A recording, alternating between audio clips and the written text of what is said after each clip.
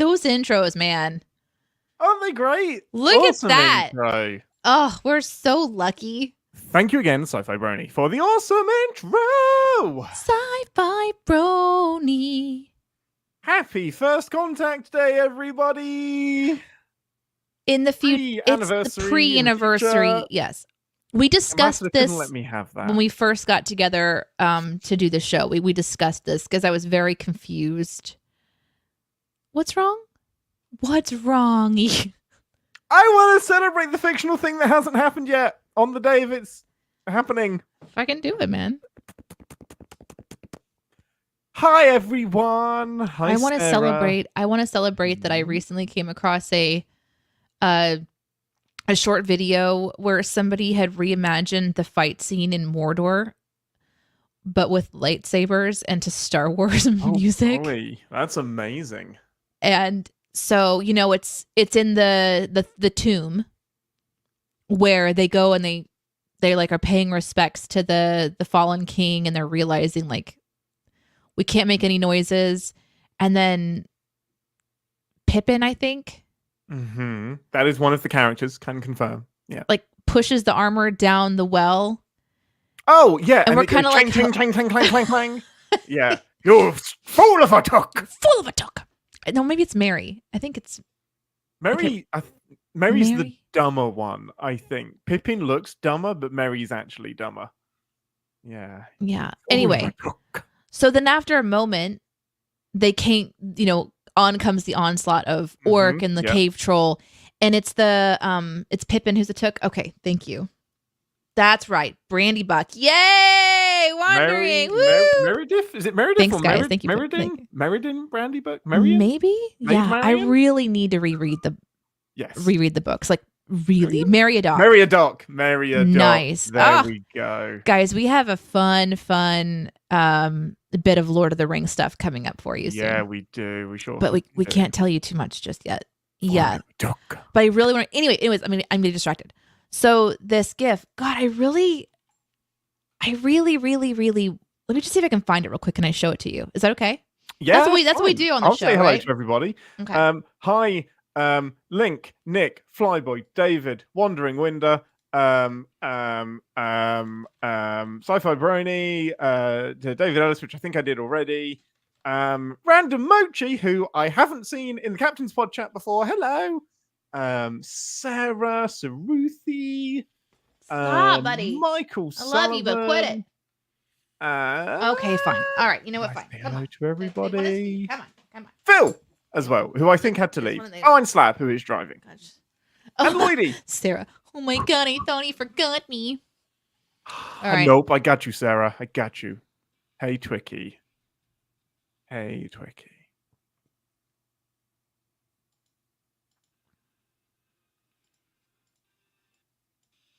Okay. I couldn't remember Mary in Lord of the Rings, but then realized it's Mary in an American accent. Yep. Mary. Mary. Oh my gosh. Okay. That's a water from Mary. So anyway, I'm gonna show this to you. I found it. I think the thing that I saw was like a cut version of this, where it was just like a short version. So I'm not gonna show you this entire video. I think I started it right about the time that the little mini one that I saw. Where I lose my shit when I watch this first time is when we get to Legolas. Oh, okay. Okay. So let me see if I can do this with the audio. We'll do that. And we'll do this. Okay. Are you guys ready? I know. This is Star Trek. Let's do it. I love it. I understand that. But here we go. Can you hear that? I can hear that, yeah. I can also hear myself.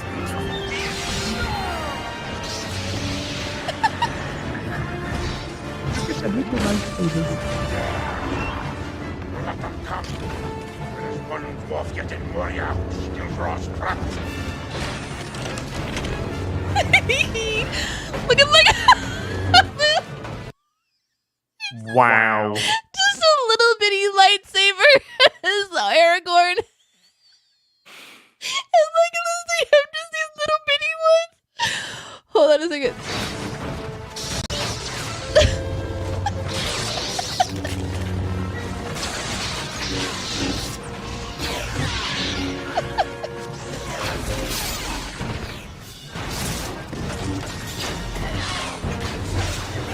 Anyway, it goes on.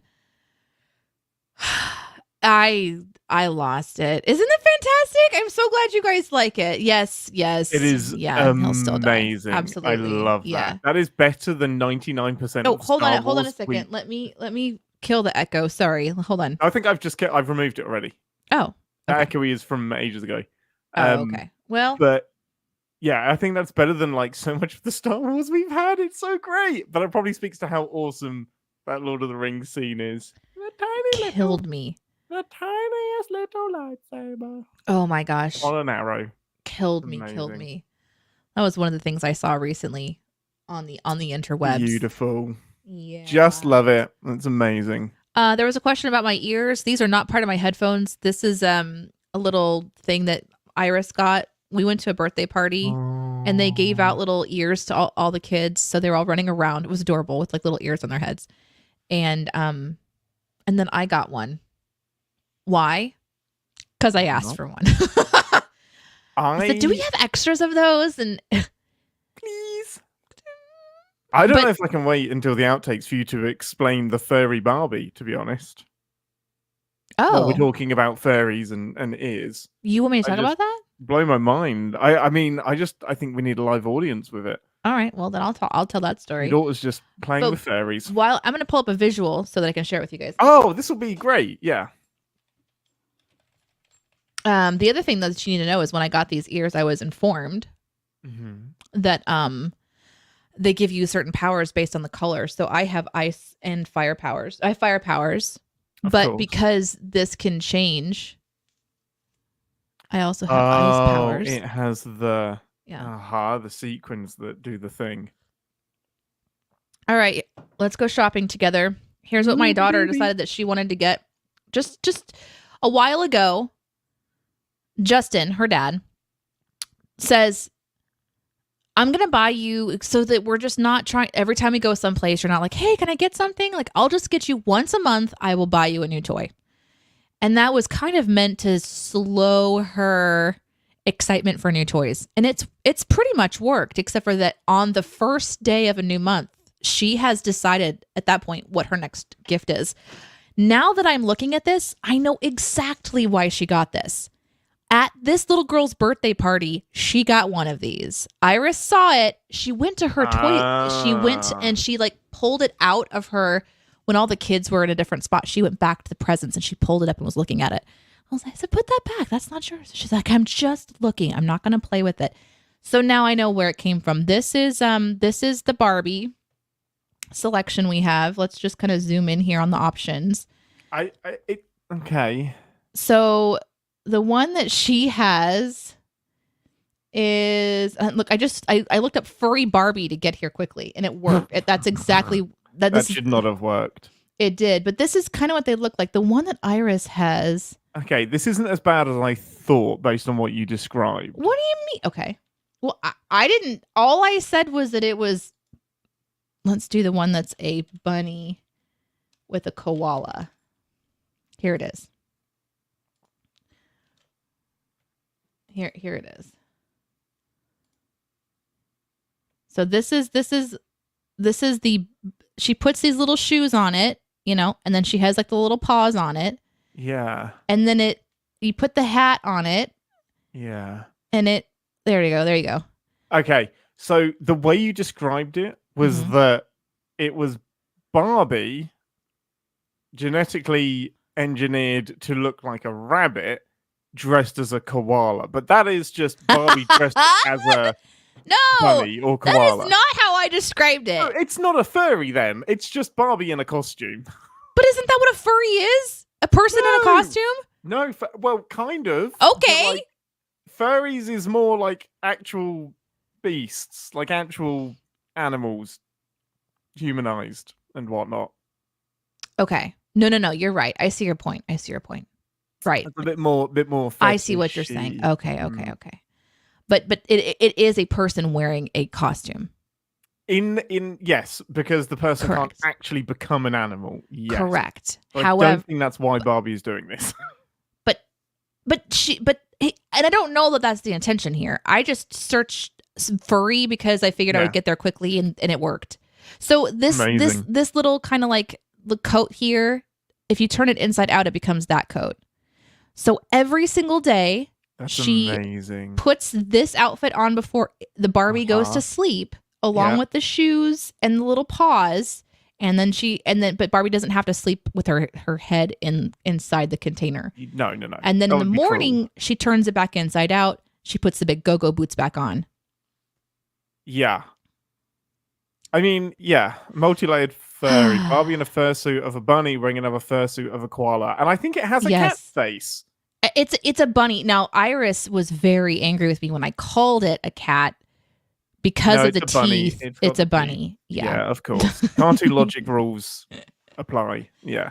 But now that I see this, I realize, oh, she saw this at the birthday party and she wanted Yeah. one. That's so funny. It's freaking genius. It honestly is. It's really that's cute. an awesome bit of marketing. It really what's is. missing from Barbie.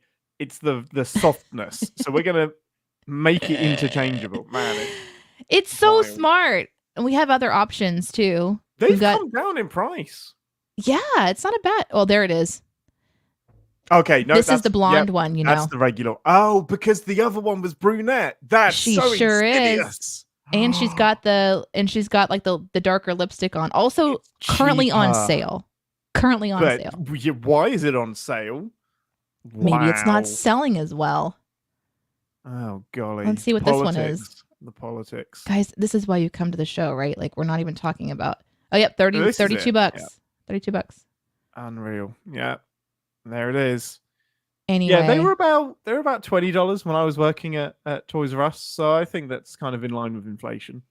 Why does Ian get a real. new name and Danae doesn't? Well, I didn't think about how cool it was because Discovery and ends in like, there's nothing that ends in A. Ambassador. Hmm. It's got to Everyone be a knows. character. Everyone knows brunettes are less desirable. Yeah, that's what marketing tells us. Wow. And they Yep. might be resell. You're correct, Sci-Fi Brony. This is Amazon after all. Perhaps, but I don't have as much faith in humanity as everyone else does. Discovery. Yep. Ambassador Discovery. I like that. Ambassa. Yeah. I cannot wait to start explaining any Oh, questions that you might have about this show. I know you guys are really interested in this. This is I need to just do an entire show where it's just like Danae gets lost on the internet because Mm-hmm. Yeah. we You should. used to do a segment called what was it called? Oh, at the back end of Peruse the BTS? news. Peruse the news. Oh, nice. So here they're called the Reveal series. The Reveal dolls. And there's Reveal. all Oh, kinds gosh. of them, you see. Look I at thought this. Barbie got into trouble for one. being too revealing. There's a frog. There is a chihuahua wearing a frog costume. That's the bit that confuses me. Yeah. Oh, so those are cute. Barbie wearing the head of an animal dressed as another animal. Yeah, it's a little bit different. Oh, and these are the small ones. Look the at that. mini The one. mini ones, Cutie. because you can't just have the full size ones. This is amazing. Anyway, this is what I'm now like this is the stuff that Iris is going to be into for a while. Is probably collecting all the Barbies. I wish they would just sell the clothes. Holy crap, look at that one. Janae, if they just sold the clothes, they couldn't make as much money. Well, I You have to buy understand that, it but it's such a again. waste. I don't need more dolls. I just want the clothes. I don't care about wastage. I I do. need you to I have care all the about dolls. wastage. Like, come Janae, on, this just is all wastage. Every Ugh. last bit of it. I mean, they are It's better really than being on cute. her phone. This engages imagination. You're not wrong, because the entire drive yesterday, she was talking through the doll and she was introducing it to the entire world. And then when we got home, she explained Great. how toilets work. You know, like it was a whole Yeah, thing. 100%. Great. And then you realize she doesn't understand how toilets work. Oh no. Oh, and look at all these cute clothes. I am so excited. Look at that one. Okay, I gotta go. I We gotta need stop to get this. sponsored. We either need to stop or get sponsored by Barbie. I don't really need to know. That's it. That's it. Oh my all right. gosh. Yeah. Yeah. Danae gets lost on the internet. You mean pick Now You're just not imagine- wrong. You are just not wrong, imagine- sci-fi. Q dressed as a koala, dressed as a kitten, or I whatever. kind of it like is. how we can do that. Can you do that again? You just open it up again, and then it's just your head through the. Oh, hey! This is I'm how for we do the whole sale. episode. Hello. Collectible action figures available in all terrible toy stores now. Man, Yes. Ah, I don't even David, know I'm where to get started. sorry. Now. How do I get out of that? no Yeah. Discovery. I don't have a model Discovery. I think I do want one though. I think I want one with the removable nacelles. I'm ready to get into it. Honestly, there's a lot of ground to cover. Yeah, that today, really is. We got to do it. We got to do it. Okay. Disclaimer, because Danae. we have a lot. Do the Danae disclaimer. Hands are up Really? here. I'm back. Yeah, just the Danae disclaimer. I gotta. You can't see what my toes are doing, but you get to do it. Welcome to the live show. As you guys know, I'm going to talk really slowly just to annoy Ian. Does that annoy me? I think that's why you picked the fast version, right? Yeah, No? actually, yeah. Oh, Yeah, that's that's it. Yeah, you're right. That checks out. We're going to go straight into the recording of our podcast, which means we cannot talk to the live audience like we do at the beginning and the end of the show, but we will be back to talk to you directly after we finish recording the actual bulk of the podcast. We are simulcasting on YouTube and Twitch and also X. So if you're on YouTube, make sure you click on live comments and not top comments. If you're on Twitch, you might have to refresh every once in a while. We've been getting some complaints about how some twitching works, but that's okay. You might be on my personal Danae Says Twitch, or you might be on the CinemaSins live Twitch, but wherever you're watching, thank you for being here with us. You can comment as we go. If you write sin in front of your comment for the sins section, we try to bring those up when we get into that section because oftentimes you're sinning the same things that we are, but we can't get to every comment. We try our very, very best, but we're also talking about the podcast, recording the podcast, and pulling up your comments at the same time. So it's a lot of, calculations up in A lot of mental fuckery. We don't have a producer. We're producing it ourselves as we go, which makes it a lot of fun. You guys influence the show. You influence the information that we share on the show. And in that way, you are part of the show. And we appreciate you hanging out with us, even though we can't talk to you directly like we do at the beginning and the end. And with that, I think we're ready to get started. Yes, we're doing both episodes back to back. We're going to do 10 forward, both episodes. Engineering, both episodes, all in one lump. Because episode 2 sucked. So we will get straight into it. Welcome to 10 Forward, the part of the show where we grab something from the Replicator and share our immediate thoughts and feelings on the episodes we just watched together. Yeah. Most important question first, Ambassador. What programmable matter would you like from the Replicator?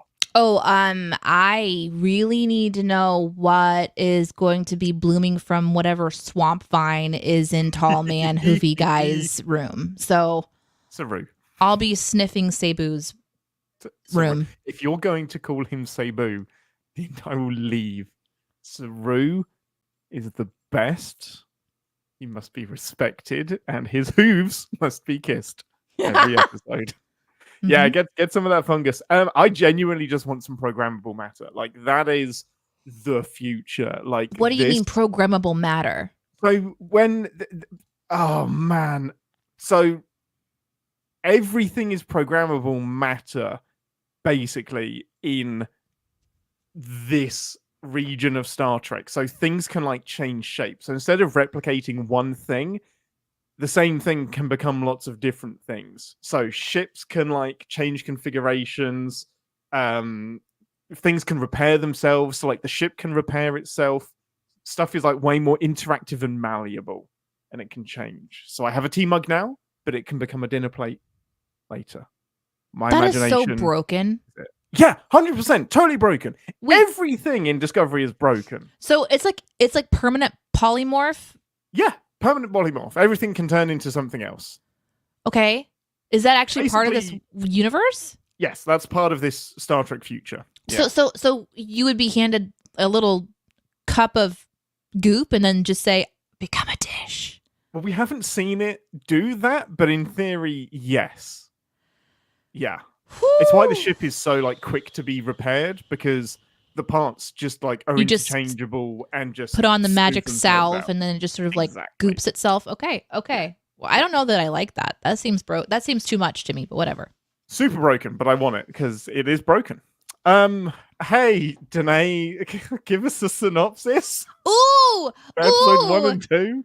In today's episodes, we're going into a mystery, an archaeological mystery. Yeah, we are. Boy, another weapon has been discovered that can change everything. And doesn't this sound a lot like Picard? But you know what? That's okay because we're on a mission. There's some Romulans involved. Doesn't that also sound a little bit like Picard? Oh no. Wasn't the intro a little bit like Picard? Or was this one first? I don't know because I'm just dropping into season 5. But this seems to be, it's the final season. So we're saying goodbye to some characters. And so Sabu is going to die, guys. Saru. Saru I will is correct you every time. Thank you, because in my head he's the Hooven man. Oh, but he's Gilla. He's McGills. Oh, he's so interesting. I don't know anything about it, but he's super cool. Anyway, he's gonna die, but then spoiler alert, he doesn't actually die. He may get a happily ever after. But let's get back to the plot. A bad directive. A bad thing has been found, and we're gonna show you TNG's Picard and an image of an alien to remind you that this happened one time. And we're going to zoom in on the background Romulan to tell you who that guy is. Bet you never thought he'd come back. And our beloved crew, boy, we got to save the day, but it has to be super secret because we're going to break some rules. But how many rules are they willing to break? I think that's it. Great synopsis. Yeah, I think that's a great synopsis for episode 1. Just going in completely blind, no lube. How did you find? Let's go with episode 1, Red Directive. Did you have a good time with it? How did you enjoy it? What are your overall thoughts and feelings, Ambassador? Let's launch here because I think talking about episode 1 and episode 2 is going to be a little bit tricky because they at this point have in fact all blurred together. So let's talk about what happens in episode 1 just to kind of like remind ourselves, even because we just wrapped watching episode 2. So yeah, we did.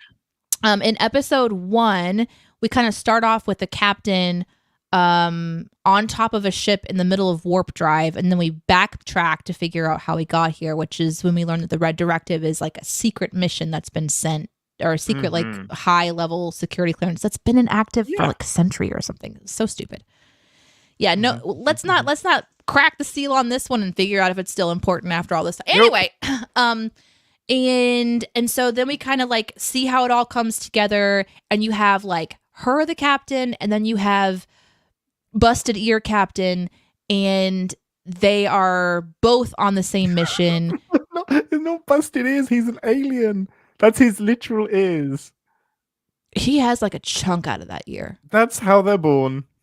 Your ears are too smooth. Yeah, that's his. Yeah, I cannot remember the name of his species. He appears in one episode of Deep Space. They appear in one. There's episode not of a Deep Space chunk 9. of his ear that's gone. Just his ears. Yeah.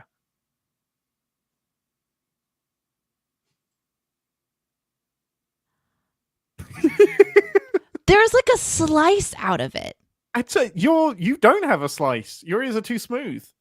I'm just saying, like, one of the ears looked as if it was Vulcan-esque, and the other one looked Vulcan-esque, but then there's like a right angle missing out of it. You know what? I'll be so mad if in like episode 6 we get into his backstory and a chunk of his ear was ripped off, and I have to eat my words. Well, but it I think doesn't look he's just an ripped. alien. It looks like, it was like a cheese slicing incident or something because it's so perfectly lined. But it's just one ear. Anyway, this guy is like this like rough and experienced Maverick captain who is going to push the boundaries and put people at risk to capture these 2 rebels who have stolen an artifact before Starfleet could get there, and they're on the run. So it's kind of like a cat and mouse game, and that's a really interesting part of both episodes. I think at the end of the first episode, we have to get Book back to kind of help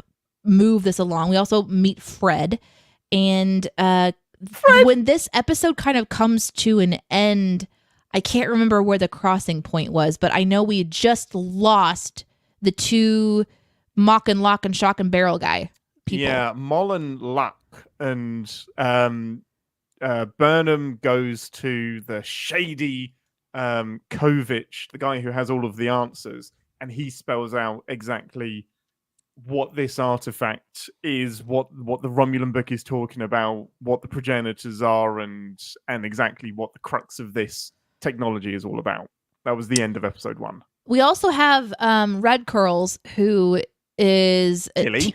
Teacher Tilly, who also hacks into the government system, and finds out some truths to share with our captain, Michael, so that we have a little bit more information. So there's a lot of characters, a lot of things going on. But like for watching this, quote unquote, for the first time, and I have to admit something somehow here, but we'll do that in a second. I really loved it. Like I was on a technological high. Like, hell yeah. There is information dump. It wasn't really information dump. It was like CGI. Yeah, I guess it's more of a visual dump of this new technology. And the audio. Yeah, everything was like, what the? I mean, how many times did I say what the fuck when I was watching it? Many times. Yeah.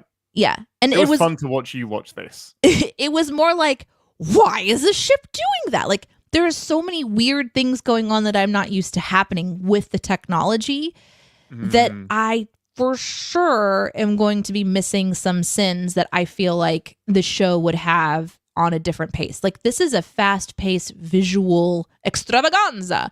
But the other reason I really love this episode is we got to see like a new Data. And I am so mad that Fred is dead, guys. Like, bring him back. My favorite part of watching the show with you was, wait, Fred's going to be number 1. He's going to be the new person that comes onto the ship. And I'm like, no, it's going to be Booker, I'm afraid. It will not be Fred the dead android.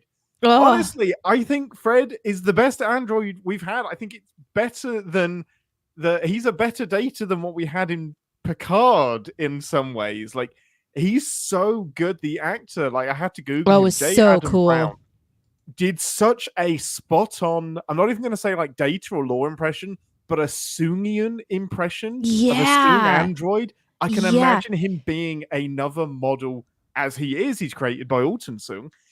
He was spot on in the evolution of where I see androids going after Data and Law.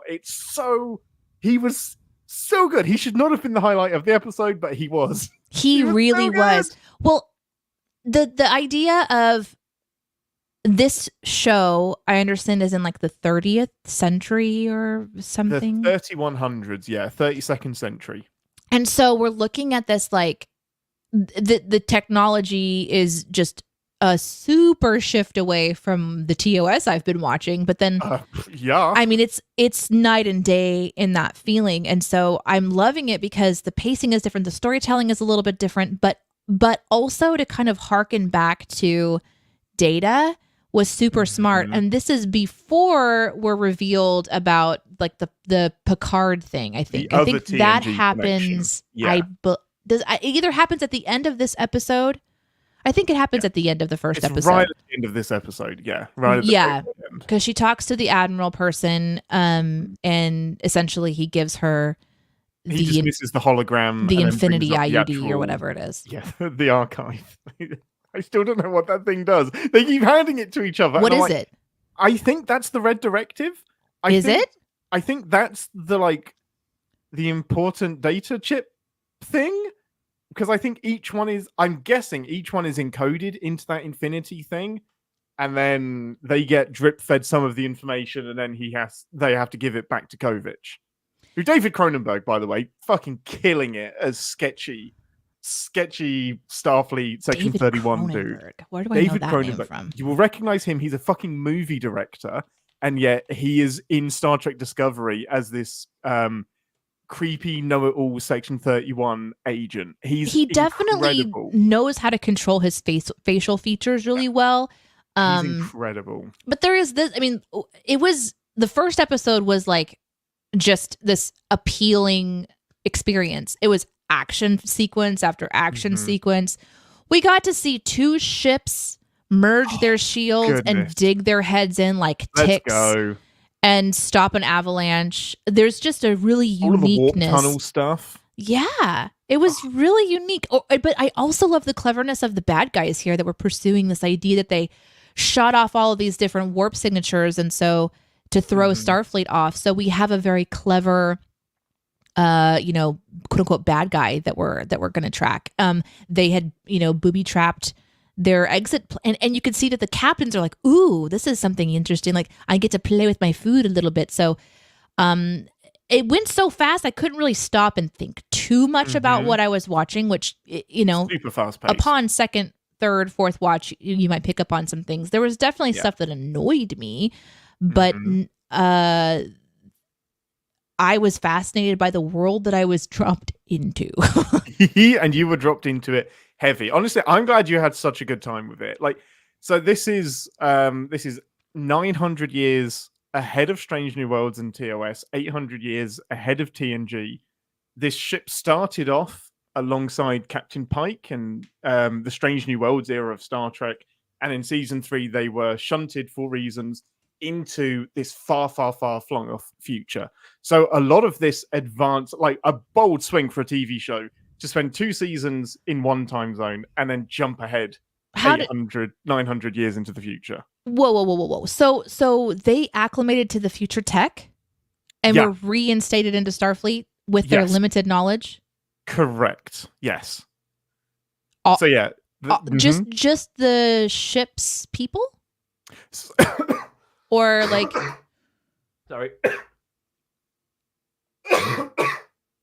So Discovery gets sent into the 32nd century, and really briefly, they find out that there is like no Federation. Starfleet is in tatters. There's no warp drive. Some disaster happened 200 years ago or something that killed all of warp drive. So they're actually the only warp-capable ship anywhere, which is sounds like a nightmare. Absolute nightmare. Kind of a clever way to get them to be relevant. They essentially find Starfleet, they solve all of the problems, they get back together. The Discovery gets a huge 32nd century upgrade and is now the Discovery A. So that's why it has like the separated nacelles, the programmable matter, and then the crew is just given the ship and told how to use the new technology. Okay. Well, that's the long and short of it. Interesting. I don't know how to think about that.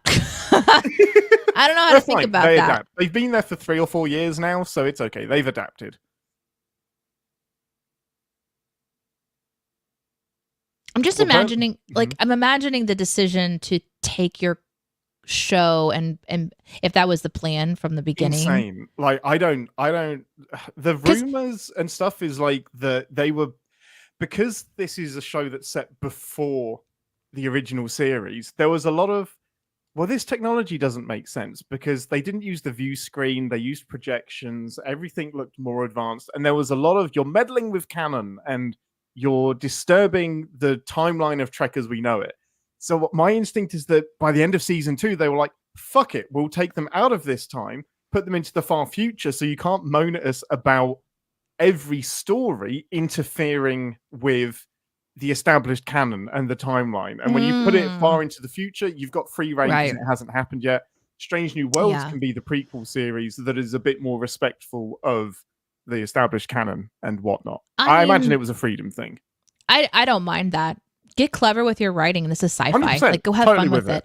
That is not my issue. Yeah. And also, like, the ability to have a now currently produced Star Trek that allows you to play around with technology, because Strange New Worlds is a bit limited because it is a prequel. You can't show some of the technology that we're seeing here. Like, we got to see some really unique, for me, you guys are probably used to seeing this because you've been watching the show, but like for me, she is flying through space. She falls out of a ship, has an instant like suit on, falls through space Mm-hmm. or doesn't fall, because falling in space probably isn't actually accurate. Inertia still happens. So yeah, she would be falling. And then just like the people who are watching are like, you know what would be best?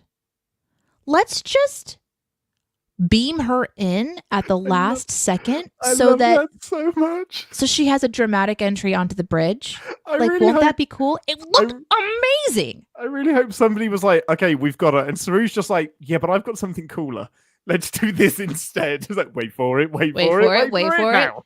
And then you could almost just see the captain being like, oh, we're doing this again. yeah. And then she just starts walking so that as she gets into the ship, It's so fucking cool. you know, she doesn't break man. pace or anything. Sinful as heck, but I love it.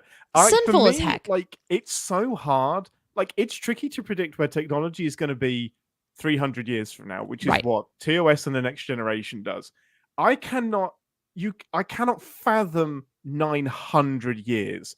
So I think for the most part, they do it in a way where I buy it. And I'm just like, you're either all beings that have left your body and evolved to a point where you think and magic happens, or you advance the technology that you know is kind of logically a few steps down the line, but you're taking it like 100 steps away. So for the most part, I love the technology in Discovery and how advanced it is compared to like what we know. My favorite one for me is the evolution of the transporters, because just that tap, quick go wherever you want, immediate transporter effect.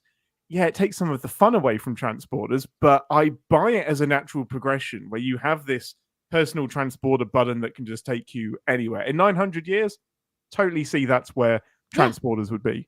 Yeah. And Well, that's so fun for me. A lot of the things that were happening that were confusing to me is this, like when Discovery would like leave or go somewhere. I saw it more in the second episode than the first. It would just sort of like on itself and sort of just it just disappears on screen in a downward fashion, and that I did not like. Yeah, so that's because probably, you usually see ships going off into the distance, and I like that because it makes me feel like we're not dropping into a dark hole. You know what I mean? Which is essentially what's happening, and I think that the spore drive, because Discovery has a spore drive as well as a warp drive. And the spore drive was probably the most contentious thing that fans had with Discovery. Discovery was a top secret ship that had this top secret spore drive that basically tapped into a spatial mycelial network of space mushrooms that let them I'm sorry, could you go back to the space mushroom part? Mycelial network of space mushrooms, yep. Are they invisible? Yep. So okay. Subspace is what you use when you're traveling faster than light. The mycelial network is what the spore drive used. And the difference between it and warp drive is that you immediately appear in your destination, and it can be basically anywhere. So in a series set before Captain Kirk, you have this mystical spore drive that can put you anywhere essentially in the galaxy. And everyone was like, why are we not hearing about this? This is a prequel. How did they bury this? So it's an interesting conceit. It is like, it's not just, hey, we invented this because we wanted to. It's tied into the plot of season 1 pretty intricately. But then at the end of season 2, they're basically like, we're going to make this sacrifice, go off to the future, take all of this information with us, and will deny that Discovery ever existed. And that's how they got away with this is why you didn't hear about it in TNG. This is why we've never heard of the spore drive. It's been classified. Well, I love the idea of there being an invisible, world of spore network. That's exciting and unique. But watching it like on itself is creepy. Really... It like spins around and then jumps around and then reappears and blah, blah, blah. It looks amazing. Weird. But it looks beautiful. It's so strange how you get used to one thing. Yeah, 100%. And it didn't do that. Another reason I like this episode, the tech related, is we do get to see so many different things I don't usually get to see. There's these panels that pop up in front of people. There's a unique way that they're telling the story. So it's not going to the debrief room and sitting everybody in chairs and pulling up one thing on screen and having your engineering It's way more conversations. dynamic. Yeah, you're like already on the move, walking, going, yep, okay, and like you're holding something out in front of you that's scanning things, and We're the cool kids. We don't have briefing rooms. They really we don't. do things on the go. And I also really enjoyed the captain. I have to say, like, there's a couple when she first gets on the ship after finding out that they've got this red directive, and she is telling everyone what's about to happen. I was like, I want to work for this woman. She Hell yeah. informed everybody, and it was so unique because a lot of times it's just like set course for so. And here she's like, this is where we're going. This is what's going to happen. This is what we're scanning for. This is what we're looking for. And then there was another moment on the second episode when she's like, they are already down, on this planet, and she essentially is like, I want scanners up in the sky. I want to do this. I want to do this. Even if they never, I don't know if the story intends to have that matter, because sometimes you get into this realization that no dialogue exists that doesn't allude to something else, because why have it on screen? Exactly. The writers are limited in how much time they have, and so every word is precious in some way. But I loved the idea that there's a chance that the way that this show might be written is that that's just world building. Like, that is what the captain would do. And it really solidified her as a strategist, and how she problem solved and how she worked alongside the captain. In the second episode, in the first episode, when she's kind of going tit to tat, like arguing about what we're doing, it was from the very beginning. Like, when she's riding the fucking ship to the warp line and they're arguing back and forth, and then her ship appears, like that visual technology stuff looked so incredible when they all bubbled into the same little flow and they all had to adjust for it. Like, oh, it's just brilliant stuff. It's My so mind good. was blown. I loved it. Sorry. So rolling back to Michael Burnham, who, if you remember, the initials that I gave you before we went into 10 Forward was MB, of the character that you would relate to the most and love the most. Oh, is that the captain? Captain Michael Burnham. She's great. She's great. And that is, like you said, that is very much her command style. Is very collaborative, and I'm on your side. You are human beings. This isn't just follow my orders. It is group collective endeavor, and we're going to think through this problem together. And she's like, thank you for getting here so quickly. Like, she's very apologetic with how she communicates her orders and how she communicates with her crew. And that's not necessarily all of the captains from this era or whatever, but this is Michael Burnham's style, and I love her style. It's such a great way to differentiate her from other captains. Every captain kind of has their own style. Yeah. And she's very much a mother, and it's so. I don't get mother. Wow, that's interesting. Okay, maybe not.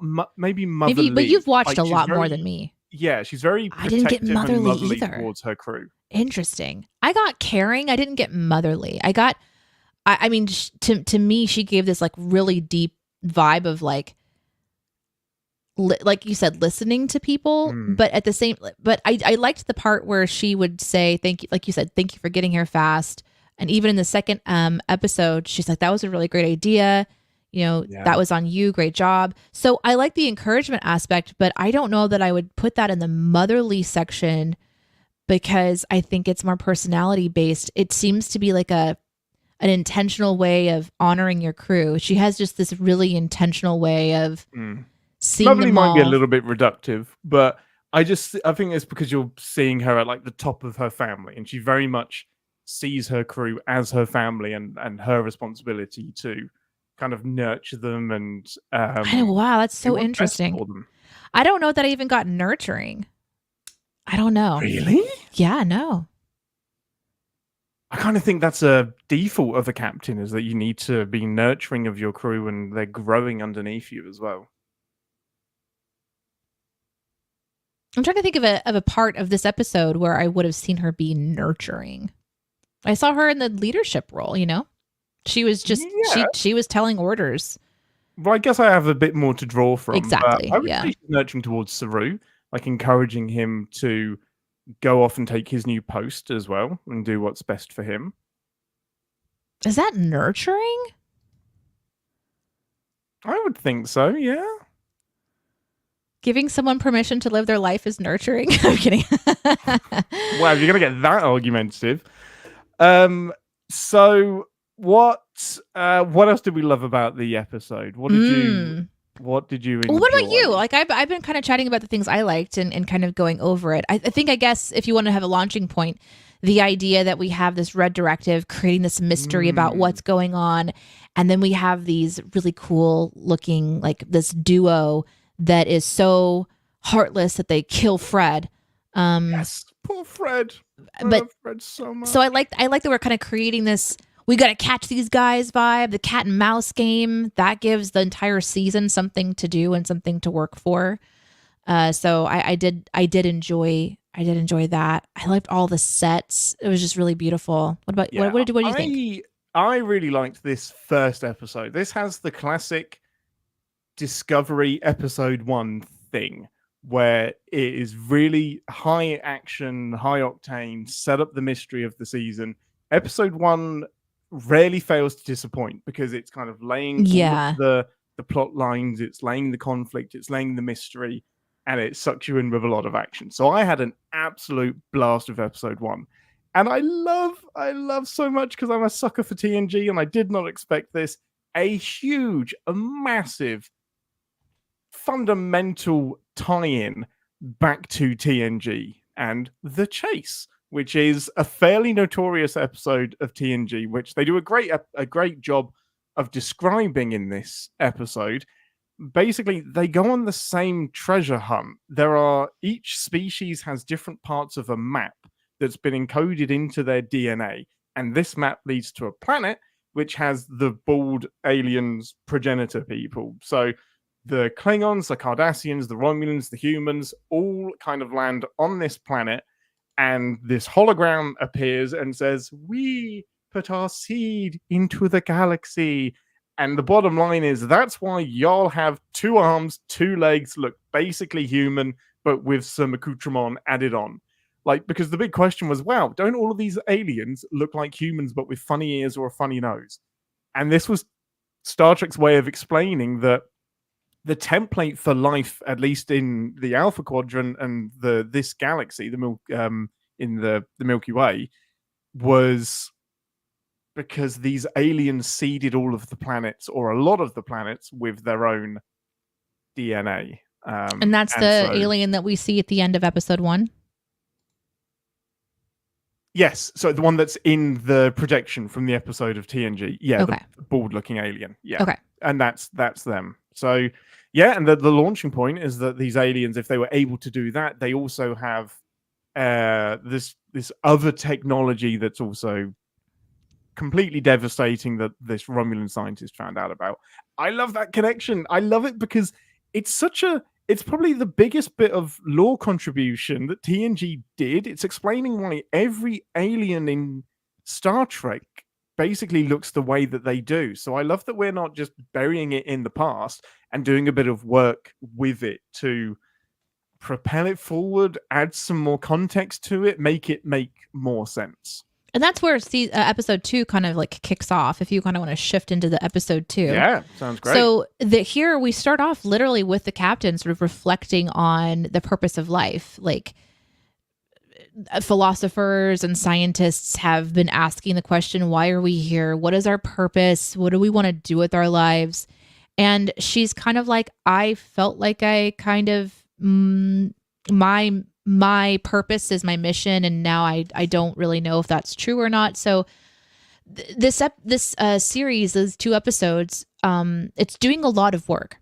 Mm-hmm. Because you're not only telling an interesting story to a new viewer like myself, which I think that they succeeded really well on episode 1 and even in episode 2, but they're also ending a series. And so they're going to be tying a lot of these thoughts into like where they're going to have these characters like landing at the end, and like how we're going to be saying goodbye to this crew of people that we've been invested in. So I can kind of tell how even every time she speaks, or every time that there's an exchange between characters, it's the show's goodbye. And I think that they're doing a pretty good job of it. It's a little too heavy-handed on the book thing. This Booker guy, whoever he is, I was fine with. In fact, at the end of the first episode, like when we start the second one, my first note was, "What happened to that trench coat? Like, what happened to him?" Because to Trenchcoat Man. she and he obviously have an exchange. They've been through a lot together, and they're essentially saying, "Yeah, we've been through too much to kind of reignite anything." That's pretty clear. And then he's immediately back in episode 2, and I was really hoping it was going to be Fred.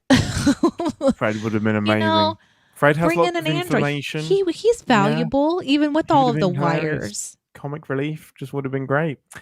Yeah, episode 2, if episode 1 is setting up the mystery and the objective that the season has, episode 2 is kind of solidifying the interpersonal relations and the kind of the personal arcs that are going to happen throughout the story, while also giving another piece of the puzzle.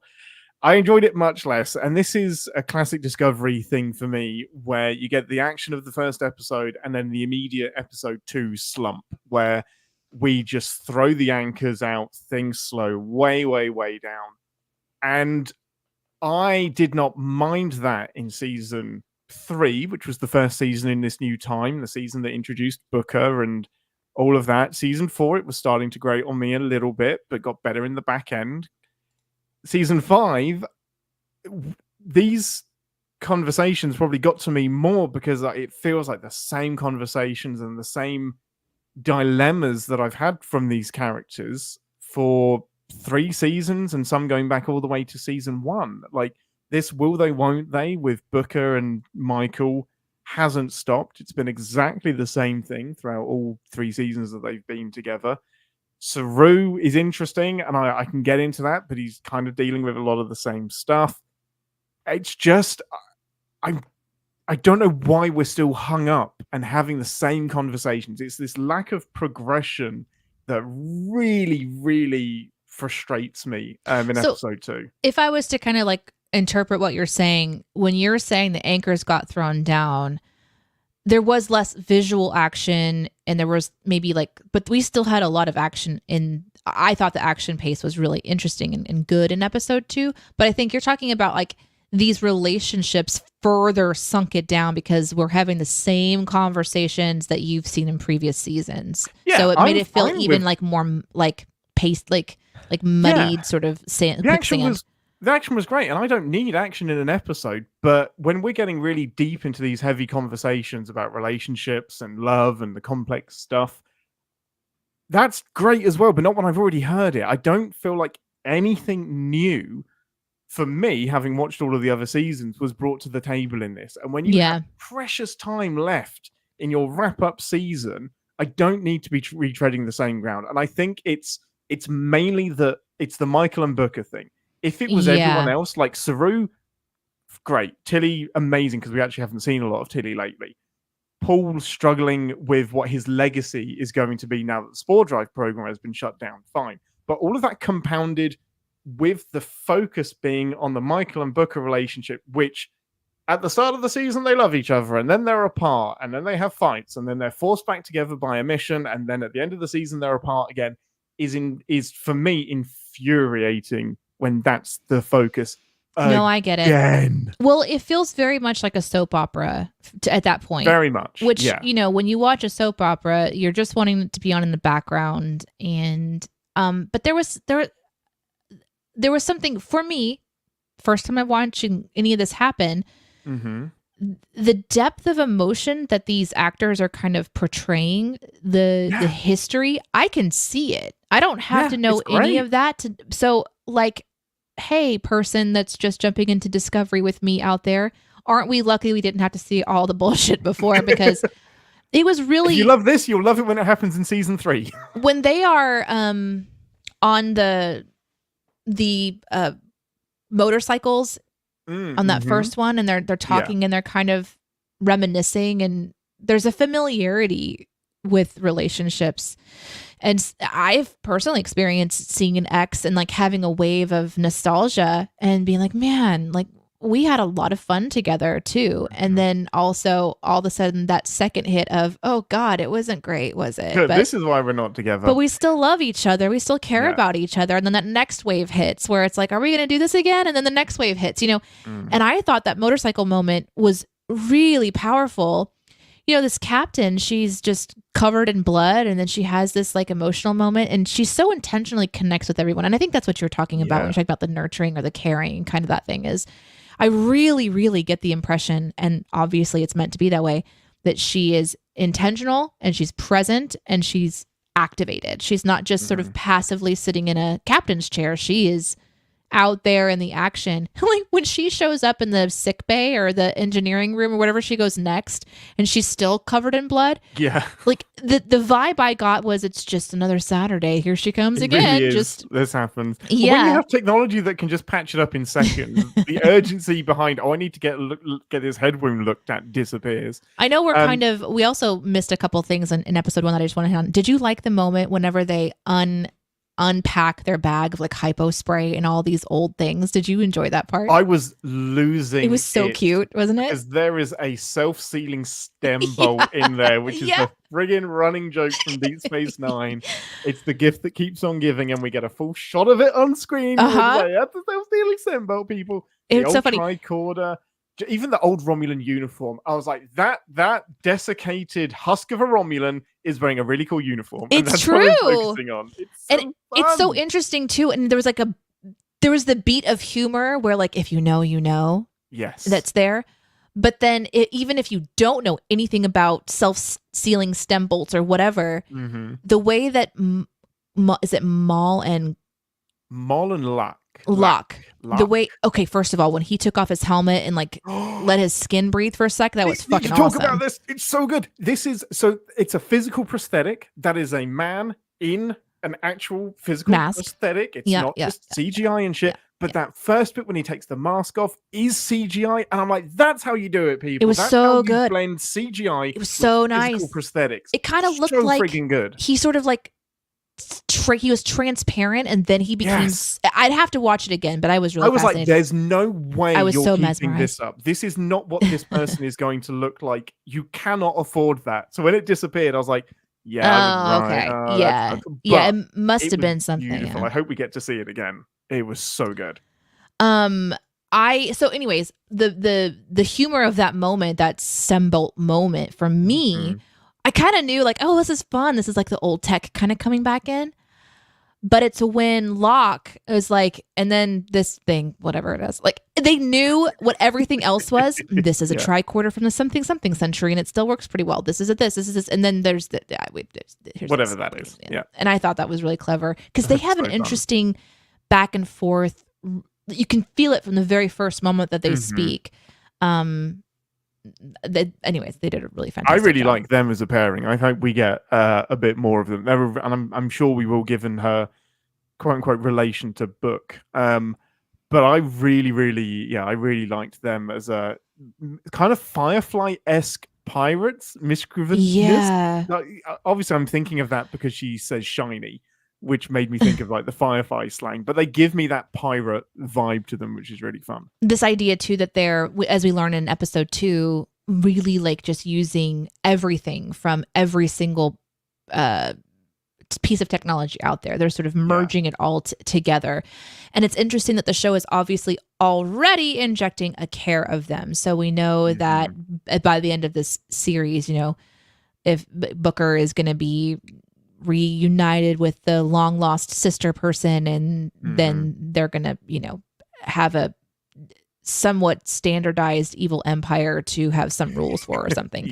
I guess that's a big prediction for the future. But they're already quote unquote humanizing them in how they're writing about them, even though we've seen them murder Fred. And we can't forgive them for that. Fred was so great. Fred was just, his mannerisms, just the way he delivered things somewhere in between Data and Lore. It was perfect. Was just so I will not stop thinking about Fred. The zoom in on the nails when he was like doing the puzzle box. Perfect. And I wanted one of them to peel up. I did too, which you should never want. So great job, show. You know, trying to.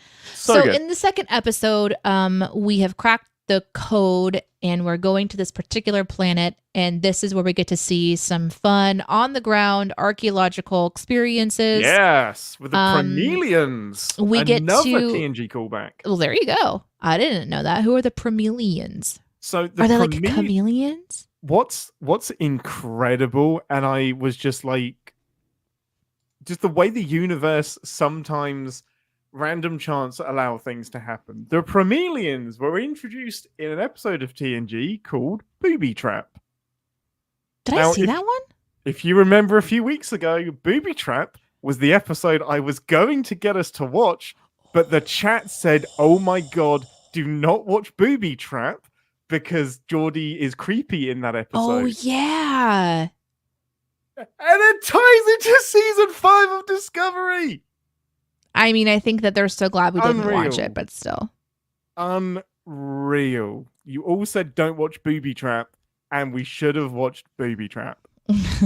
So Incredible. I will say this episode is designed to make us think that Hoof Boy is going to die, right? That's the whole purpose of this episode. Yeah, it kind of felt that way, didn't it? That he was good. But I think that would be extremely, extremely cruel because Saru has, I think, arguably, not arguably, whatever, the best arc in Discovery. And a lot of characters have a lot of great arcs, but his is, for me, the most like compelling as an alien. And not that I'm an alien, but his alien arc is really, really compelling. And to kill him off in the final episode, if you have to do it, kill him off with a big thing at the end. Don't kill him in episode 1. Like, let him have a goodbye. Episode 2. Or episode 2, sorry. Let him have a goodbye. Let him have a final season. For me, I think there would have been a righteous outrage of injustice had Saru died in this episode. I don't think that they would spend they spent time on both episodes showing us his end, and they're letting him exit in episode 2. So obviously he is going to survive unless he shows up on a ship and saves the day and sacrifices himself at the end. Yep. We'll figure that out. But seeing him like this really interesting alien too, thought that the episodes did a really good job of giving me just enough information about him to remind me who he is if I didn't remember, and also introduce me to him as a new person, finding out that there was this calling thing, that loving someone has been an interesting experience because he couldn't love people that would be cold. So he had to protect himself, and now he's fallen for a very short in stature Vulcan that just actively wants to read his mind on the dance floor, and that's kinky stuff, and I'm all for it. I was like, wow, that's a very forceful mind meld. I'm glad you two that's like the flirtation. They were so flirty. She's just like, I'll just get in there and see it if you want me to. But I was like, whoa, we're just like throwing that around. But you know what? It's the future, so maybe things are different. They have been the most satisfying romance for me, perhaps in all of Star Trek. Like, I'm struggling to think of one that's better, because she's the president of the Federation, but I think she's special because she's half Romulan and half Vulcan. Really? I maybe have just invented that in my head. Interesting. Okay. But I'm 99% certain that she's half Vulcan, half Romulan, and she's like the merger. So at this point, Vulcan and Romulus have merged together into one society. But what's awesome is that they have this like really innocent, flirty thing together, either in season 3 or season 4. I think it's season 3, and it evolves over season 4, and it's so gradual and it's so deliberate and thoughtful and not like salacious or anything. It's such a wholesome, respectful relationship. I love it so much. And when she proposes to him, I'm like, I know relationships can be complicated and come in all various forms, shapes, and sizes, but I love this relationship so much more than I do the Berman and Booker stuff. I'm just like, just give me more Saru and the Vulcan. So amazing. She's amazing. I love them both. I hope they do get a happily ever after. I think that the show wants them to, which is really fun to see. And I like that this episode was kind of like his like last hurrah, but this is really an episode dedicated to not just his relationship with his soon-to-be wife, but also his captain / friend that's obviously been through a lot. We got to see his room. We got to hear about his history. We got to see him fight. We got to see him run. We got to see him shoot quills. That's gotta He was hurt, running fast. right? Like, that's gotta not feel good. What, running in those- Certainly your quill effect, like Mhm. those things have to grow and become solid, and then you shoot. And I feel like I saw him kind of go, "Whoo," afterwards, as if he was having some sort of like letdown. Well, it's super complex because like his species was bred to be hunted essentially, and he broke free and liberated his entire planet. So he's fighting a lot of evolutionary urges that have been suppressed or manipulated. So yeah, I think when he does that, it's expressing a power that his people haven't expressed for a very, very, very long time. Again, Interesting. He's fascinating. He's so interesting. Well, I really enjoyed seeing that. I was a little distracted, and I guess this could potentially be a sin, but in episode 1, there was a camera angle where you could clearly see the actor's lip. And I thought that's how he was created. Like, I thought that was how they apply the prosthetic every single time, so that he has almost like a double lip action, the lower lip. Yeah. But then in episode 2, they had attached, I think, the prosthetic to his lower lip, and then they had added some darker coloration with some of the depth I work, see what you mean. so that it was one lip. But it was so obviously not that in the first episode that I then became distracted because interesting. hello, this is a beautiful prosthetic. Like, Oh, the it way really is. it's incredible. so gorgeous, and he has some like really bright eyes, and it's incredible to be able to feel expression, even though there's essentially just a massive like eye section. But he's able to kind of smile, and part of it kind of goes up on one side. Yes. He's so tall and lanky as well. And he was able to express not obviously a lot through voice work, which is, you know, anyone who's in a prosthetic has to be able to like really portray through their voice. But there was just a tenderness to him, but then also a directness when he was in the captain's chair, and then also he's an action person. So the 1-2 punch of episode 1 and episode 2, I really did enjoy this character, but I did think he was going to die. Absolutely. Well, I think it's a really smart placement for the first 2 episodes to do this thing for Saru if they know that he's going to be a little bit sidelined. So to really put a lot of the focus on him and seeing him in action in the captain's chair, honoring his relationship with Burnham, which was super duper complicated to begin with. Just Doug Jones, who plays Saru, is so freaking good. Have you ever seen Pan's Labyrinth? No, I decided not to watch Pan's Labyrinth after reading about the horrible way that it begins. That's fair.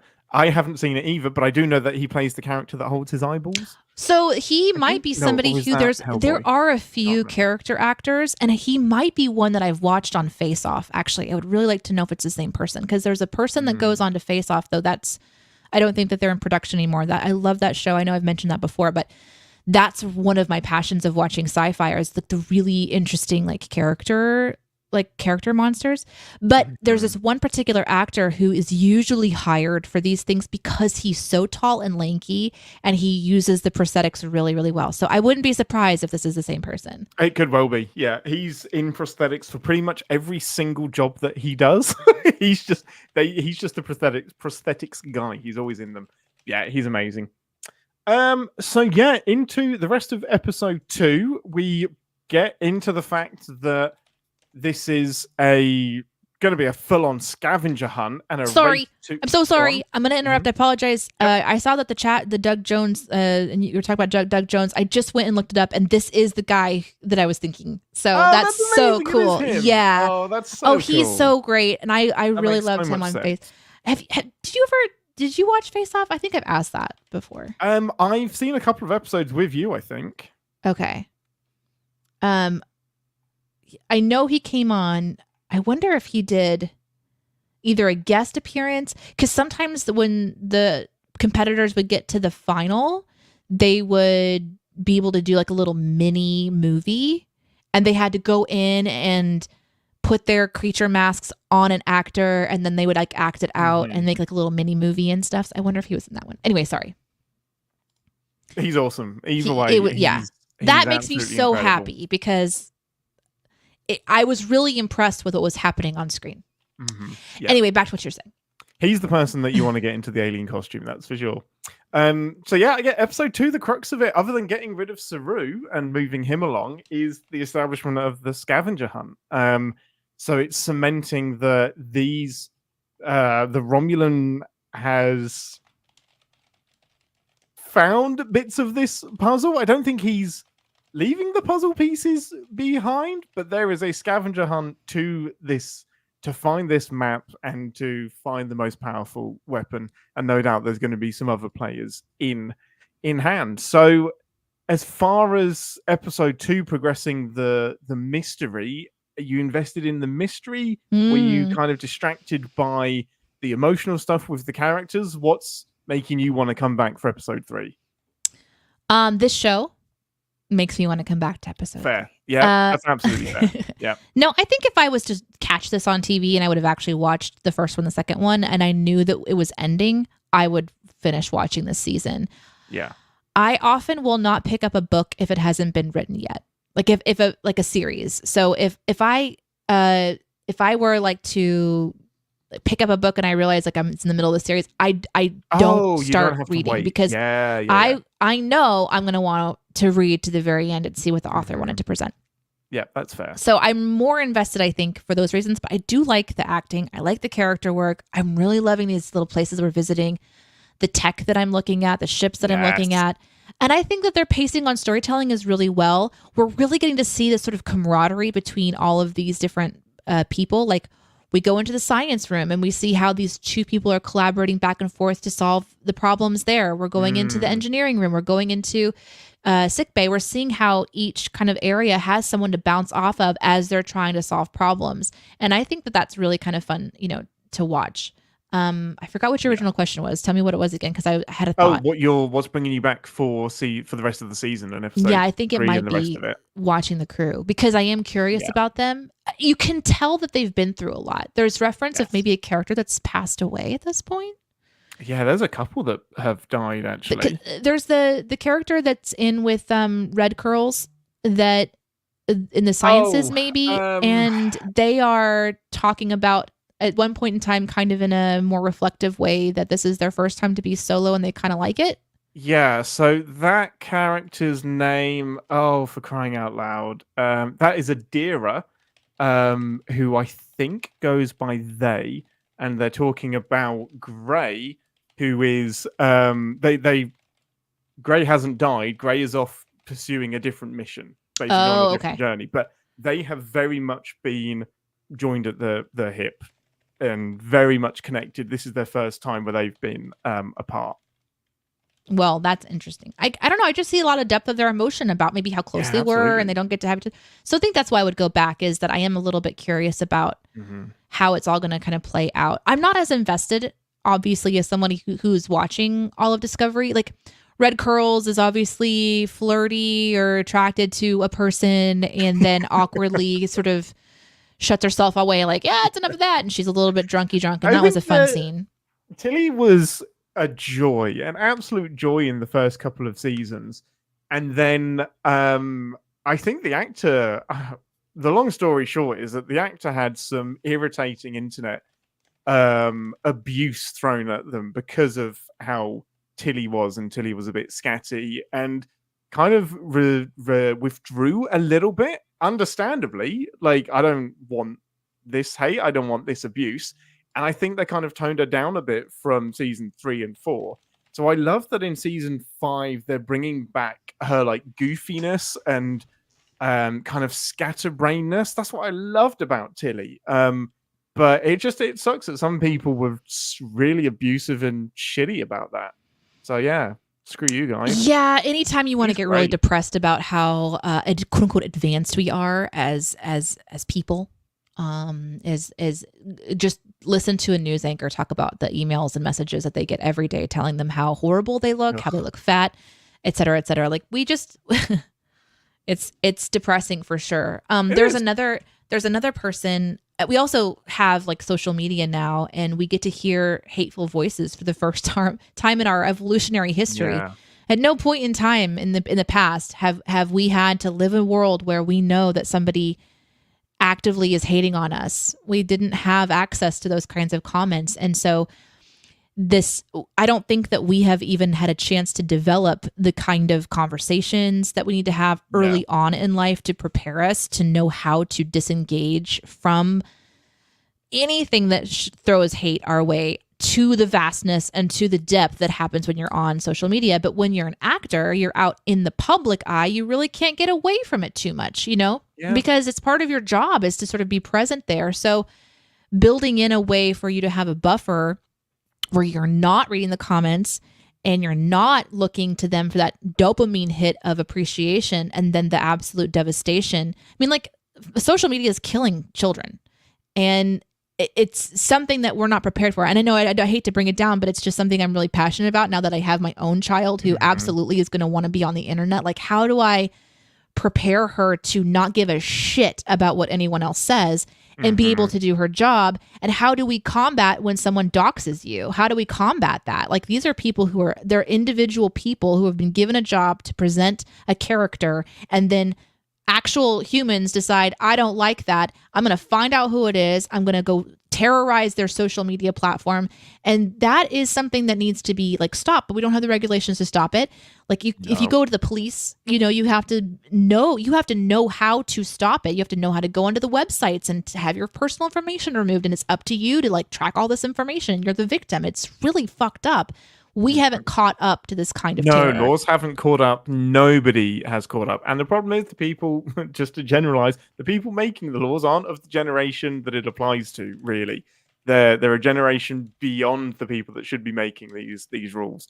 The crux of it that like really pisses me off is that why are you watching Star Trek if you are capable of that level of intolerance? Like, this isn't the show for you. I mean, like, how can you watch Star Trek in your own head, listen to the stories that it teaches and the lessons that it gives you, and still hurl shit about how somebody looks and how they are? I'm like, why? This show isn't for you. It's wild that, you might have seen this kind of characteristic, because the Tilly character reminded me of our beloved Borg queen, right? Like, she had that sort of vibe. Oh, Agnes. Yeah. Agnes had that sort of energy of being a bit like kooky, being a little awkward. She has murdered much less people, but yes. Being adorable and intellectual and complicated and everything. She kind of has that sort of vibe, but the difference is that she might not fit into the uniform the way that you like people to fit into your uniforms. And that's it. And whether that's a physical body or a character work or because she has red hair or because of how she talks or whatever, I'm glad that, like, what you're telling me right now, I'm obviously really passionate about it in the moment. I didn't know any of this before now, but I'm glad she's coming into this realm to give the character a little bit more time to be quote unquote alive in our imaginations and be willing to face that. I don't know. Recently I was looking at this like news articles, not only about how social media impacts young children, but then also athletes. There's an athlete that when she fails, when she doesn't make that shot, she gets hate and death threats on social media. And so we're talking about just a culture that, yeah, you're right. Like, there shouldn't be, somebody shouldn't find a happiness and joy and think that it's their place to tell anyone that they're failing at being a human. Yep, absolutely. Maybe one day we'll get there. Maybe by the 3200s we'll finally get there. But something tells me there'll always be a minority. Grr. I just want to know where the Spore network is so I can just get there faster. Yeah, it's kind of... Wait, does it go in time or is it just place? No, it's just... There was some talk about time, but it's mainly place. It's mainly...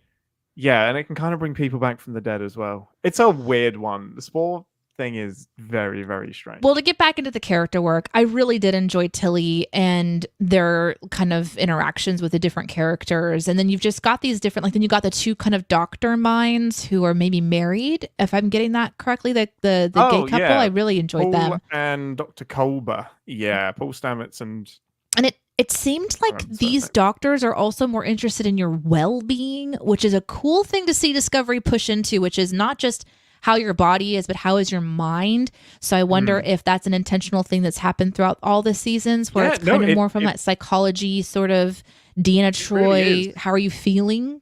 Yeah. So back in this period, there wasn't or back in the Pike TOS period, there wasn't really a ship's counselor on board.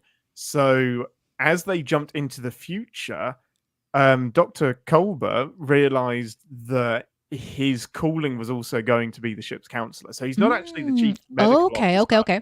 He's a senior medical officer, but he found his calling to be being the ship's counselor as well. So he is very much the Deanna Troi, but more useful on Discovery. And that really came up last season, where he does a lot of work helping people deal with trauma, especially after an away mission that was particularly fucked up. He would kind of slide in and be like, so how are you doing? That was kind of fucked up. And people be like, okay, I'll talk to you about it. I kind of love it's that, much though. Needed. That's a really organic way to get into those conversations for me that I love it. And it is part of what will advance us and evolve us as people, is to see these kinds of conversations being normalized. And I know that it seems like, oh yeah, we know that already. But we can know it, but we need to experience it. And we need to experience it in our content. I mean, like, we'll see people now on shows, quote unquote, go to their counselor and the door closes and they have a private conversation. But I think we need to actually experience a little bit more of like that counselor experience. And I'm talking, I've just started going to a counselor for the first time in my life. And I went in going like, I don't even know why I'm doing this, except for I've been told it's probably good to talk to somebody. In the first session, I spent 98% of it crying, which is a super shock. But it was just like this release of, oh, I'm telling a total stranger about like my deep trauma right now. Like that was really intense. Really powerful. And having a safe space to like just talk about it. Even though I've talked about my traumas and I've been going through them, I don't necessarily have a safe place with a stranger to do that. And it evokes a different emotion than talking to my friends about it who already know about it. So it was crazy. Well, and you know that this person is deliberately, like, friends, we have to listen. This person... That's not true. You don't have to listen. This person has to listen, but they have to listen in a proactive way where they're in theory using their knowledge and their training and their experience to be productive and to help you. So it adds that extra weight to the thing that you're saying as well. It's not just shouting it into a void where you feel like you may even be burdening somebody. You're telling it to somebody that is there to help you. That's really powerful. It is powerful. And I think like maybe like, you know, in TNG with Troi, it was sort of like, I feel like the feelings are good, or they're this. It wasn't really the conversations like, how are you? And I love it when Culber says that's what you're doing, not how you're doing. Oh, yeah, so good. That was really powerful to me too. I wrote that down as well.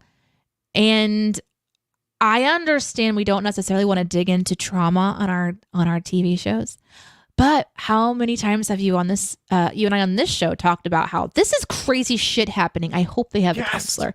100%. Because they're doing insane stuff. Well, Discovery very much does dig into the trauma, and that's... I'm fine with that. I really, really like that. My thing just comes back to the relationship trauma that gets repeated and repeated and repeated. Yeah. Like the point that we made earlier. I don't think any of the stuff between like Michael and Booker is unbelievable. I think that's all completely in line with kind of where I've seen their characters come through. But there's a difference between it being believable and entertaining. Like it's, for me, it's not entertaining to watch this again and again and again and again. And I think some people might feel the same about counsel type conversations. Like, how many times am I going to watch someone talk about their trauma with their dad? No, completely. It's always the dad problem. Always. Even Burnham actually has a massive dad problem. Oh, do you know that Burnham is Spock's adopted sister? I'm sorry, what? No. Yeah. So hold on. Who's Burnham? Michael Burnham, Captain Burnham. Oh. The one on screen right now. Yeah. Okay, hold on. So she is Spock's adopted sister. Correct. Yes. Her parents died. Spock's parents adopted her. They grew up together. They adopted a human? They adopted a human, young human child. As a pet? Like for why? The Vulcans could never adopt a human. Why would anyone adopt a human?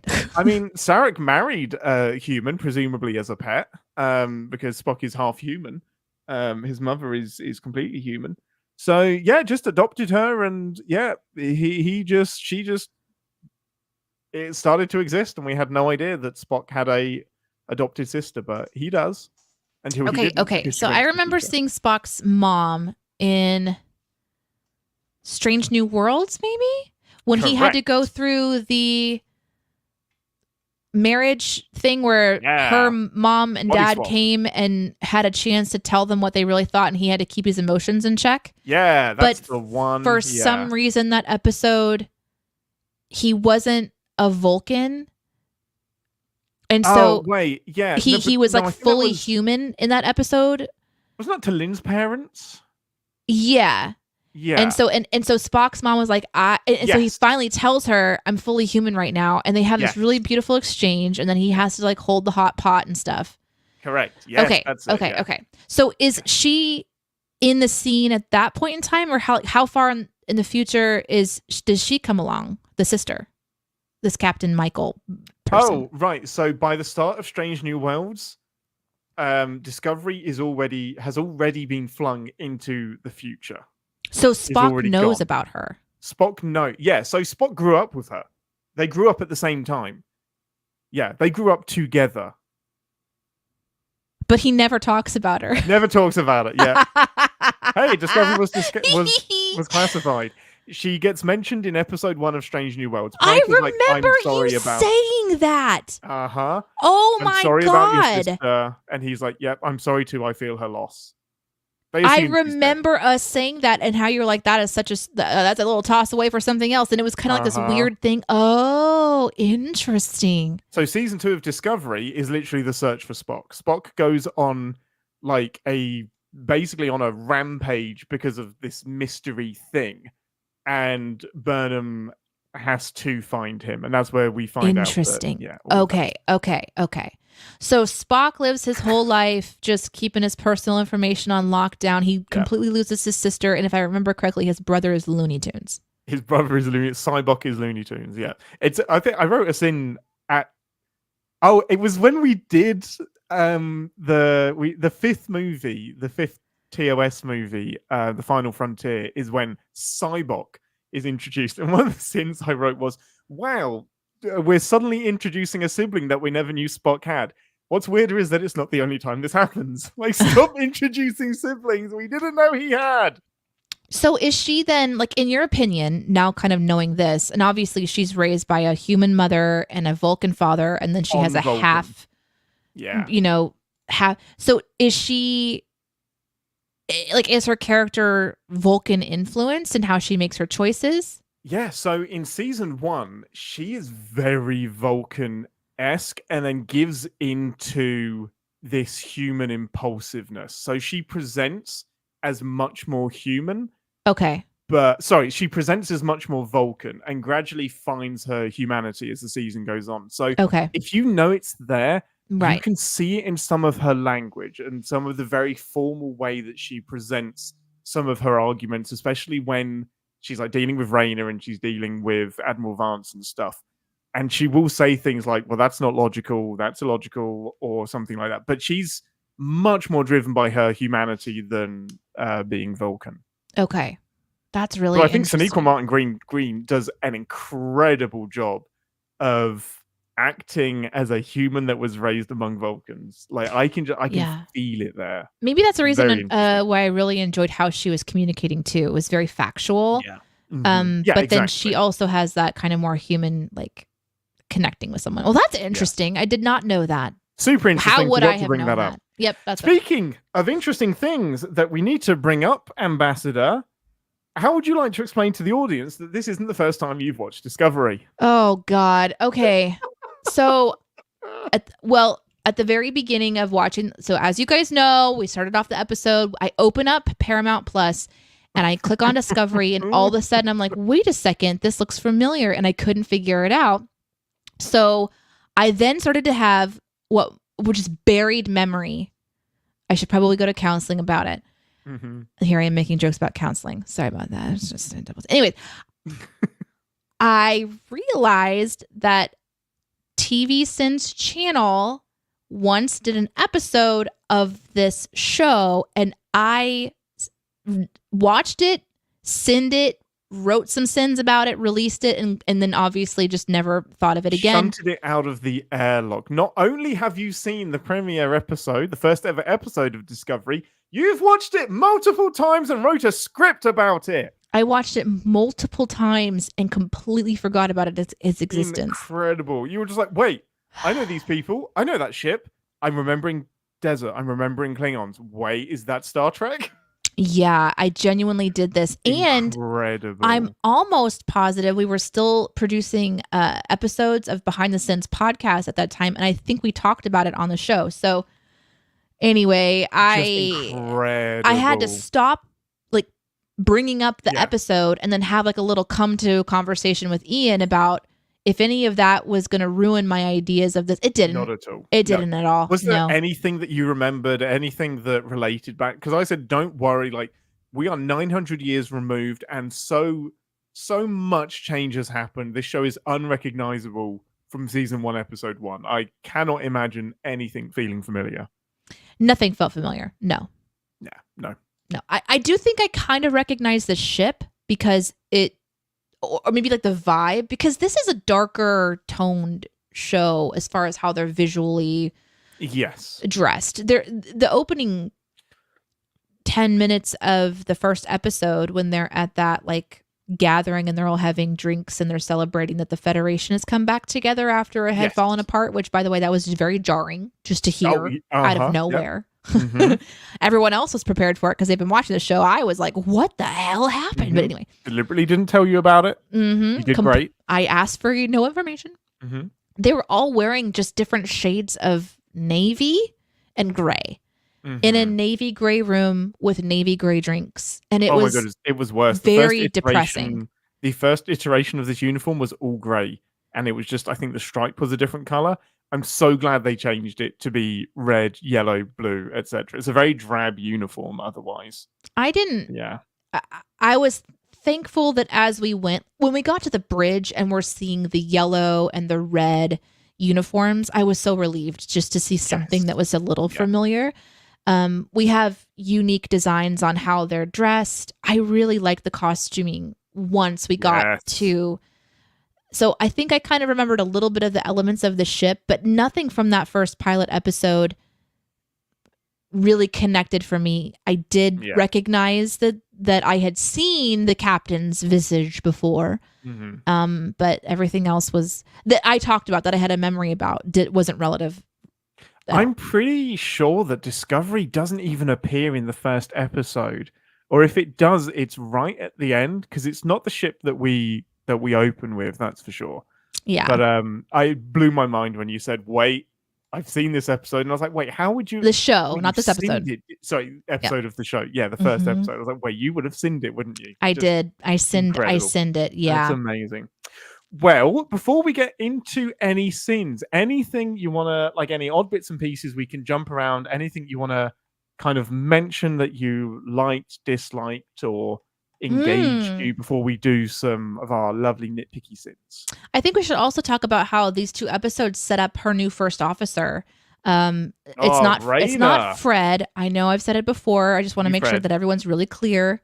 We think he's dead. I would love for him to not be dead. I'll be really happy if they change that decision. But anyway, they set up for Captain Raynor, who is very Shaw-like for me. Very Shaw-like. We need these corrupt stuff. He's not corrupt. We need these angry Star Trek captains. We should call him Krusty. Show. He's Krusty. Yeah.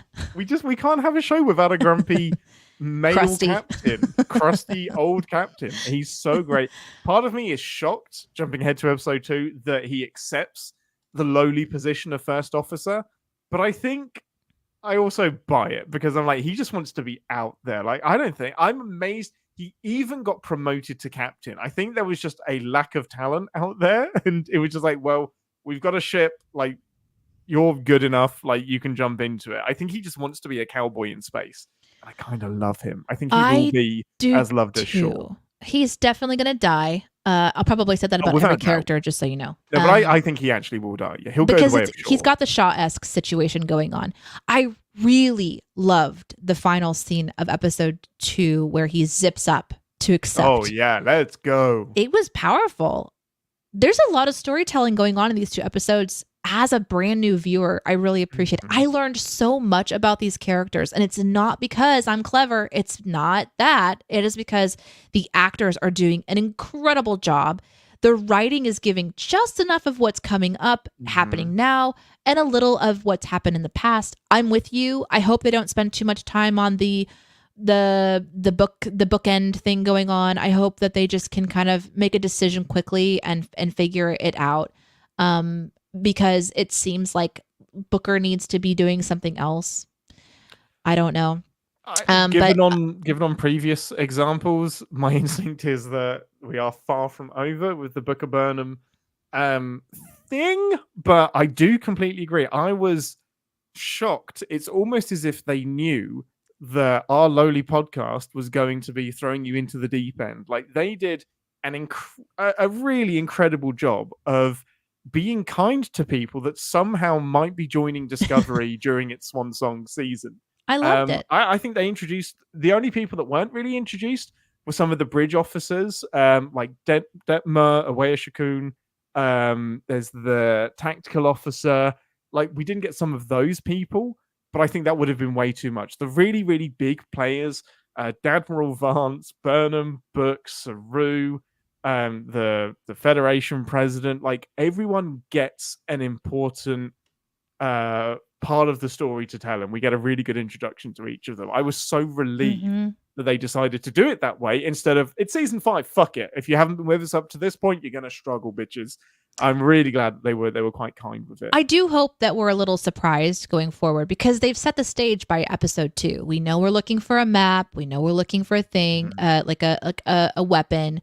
We know it's high stakes. We know that Lock, Shock, and Barrel are, quote unquote, one step ahead.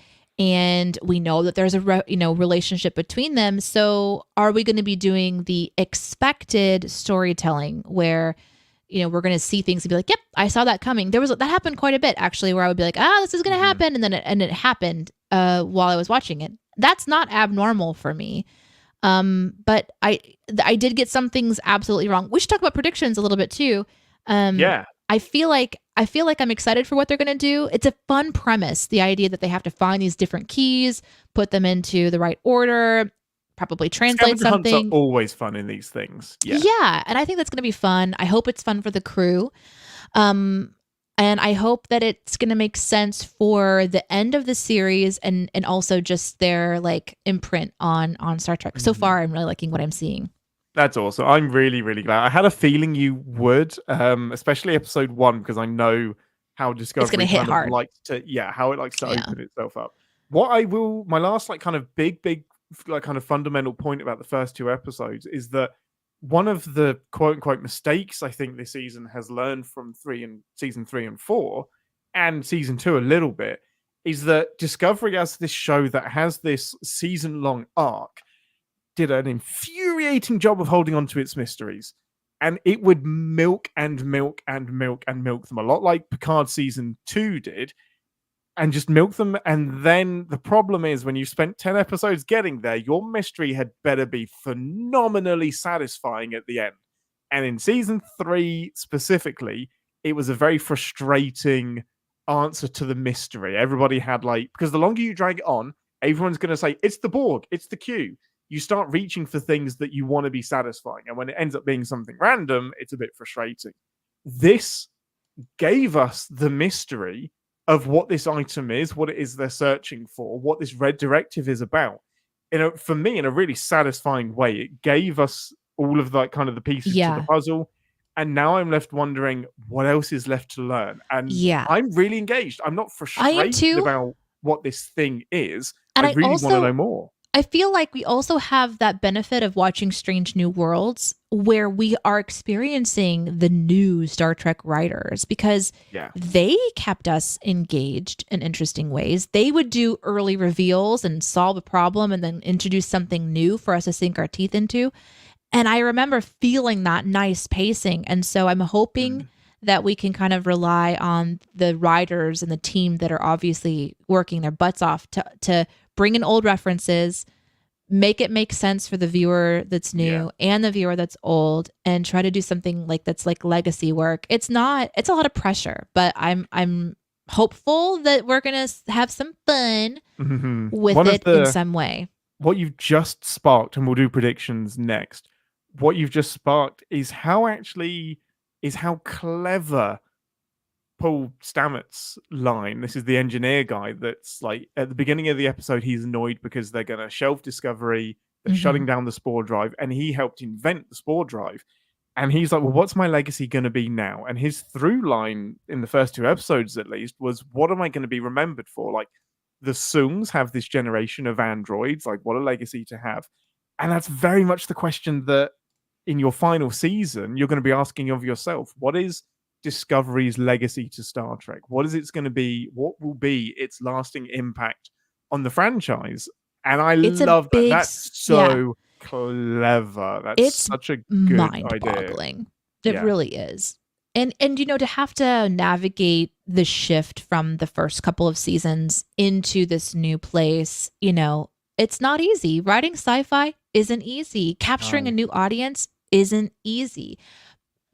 Pleasing the existing audience, even harder. And they're probably their worst critics, and they probably overthink things like you and I do when we write stuff. So I can't imagine how it feels. I'm just saying that what I watched, I really enjoyed. As far as like predictions, I think I nailed it.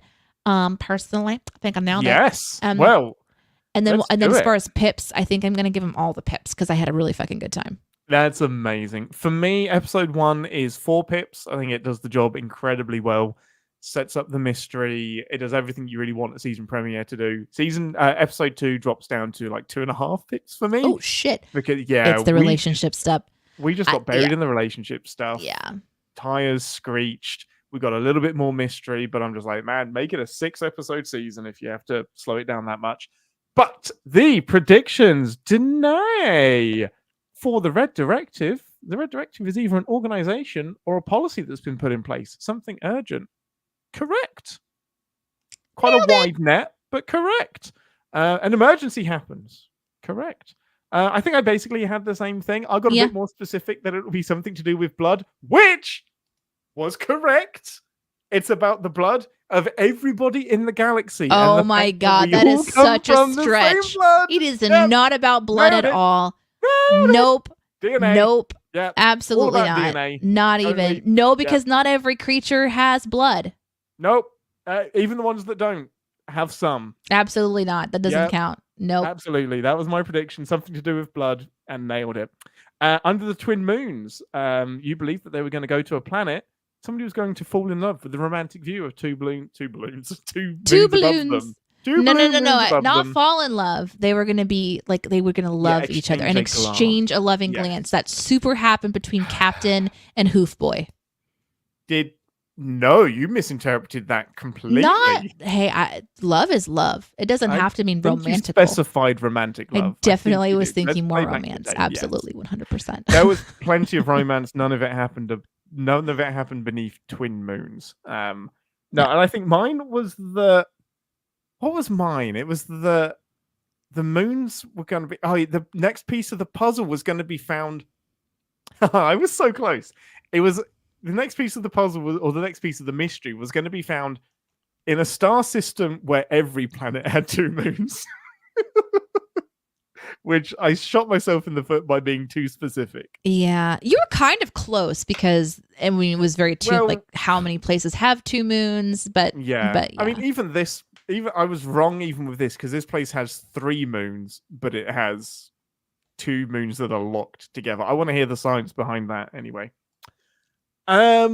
Anything else? Let me just quickly look at my notes.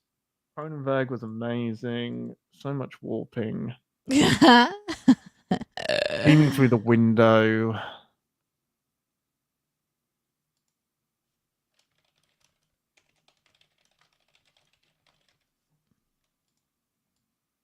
Okay, this is where, just so you know, chat, we're looking at our notes to figure out if there's anything else we wanted to talk about before we end. This is the bit of the show you don't get to listen to in the podcast. The sins. Yeah. I love that you called them fly balls. The eyes, the bombs that came out. They were. The fly balls. Yeah, there's this, the statue's head's kind of on its side. I loved that set, by the way. It was so pretty. It was Oh yeah. so Mhm. pretty. Like the whole like crumbled fallen guardian vibe. The And big then wide shots that they had of the temple thing in the forest. I oh, was like, damn, how Star Trek, badly did this we is want to go incredible. there? Yeah. Let's explore this planet. Can we get a bathroom break? Yeah, absolutely. We can when we start the You sins. have us on your mobile device and take us with you. Before we get into the sins, I know we keep saying this, but I did get, and I made this in my notes, won't make any sense to you, Danae, but I am irritated that they didn't specifically mention the Arsenal of Freedom, which would have been another TNG callback. That security system where you get the wave of drones that come in, they get blown up, and then another wave comes in. It is identical to a security system that is being sold or like kind of pitched in TNG. So they go down to this planet, they get trapped by the probes, and the way that they get around it is by saying, "I'll buy it. Like it's fine. Like the demonstration was great. We'll purchase your stuff." And I really wanted them to be like, "Oh yeah, we recognize this weapon system. We just need to barter with them because it's a demonstration." But I think what it actually is that this security system was actually purchased and used on this planet, and I think was put there obviously by the Promelians, but it was just like I can't say for certain it's a callback to the Arsenal of Freedom, but I'm 99% certain it is. And it's just feels like it's going to be a TNG heavy referential fest, and I'm here for it. Mm-hmm. I think that's all of my notes. And one of the other things I think I really like that I just want to mention is there is a moment when we're sort of swinging around the ship on episode 1 and we're seeing different alien species. Like there's like a lizard person. Mm-hmm. And I just wanted to stop right there. And just watch all of the lizards. I wanted to understand what is it doing? Yeah. How does this work? What do they sound like when they talk? Do they talk? Yeah.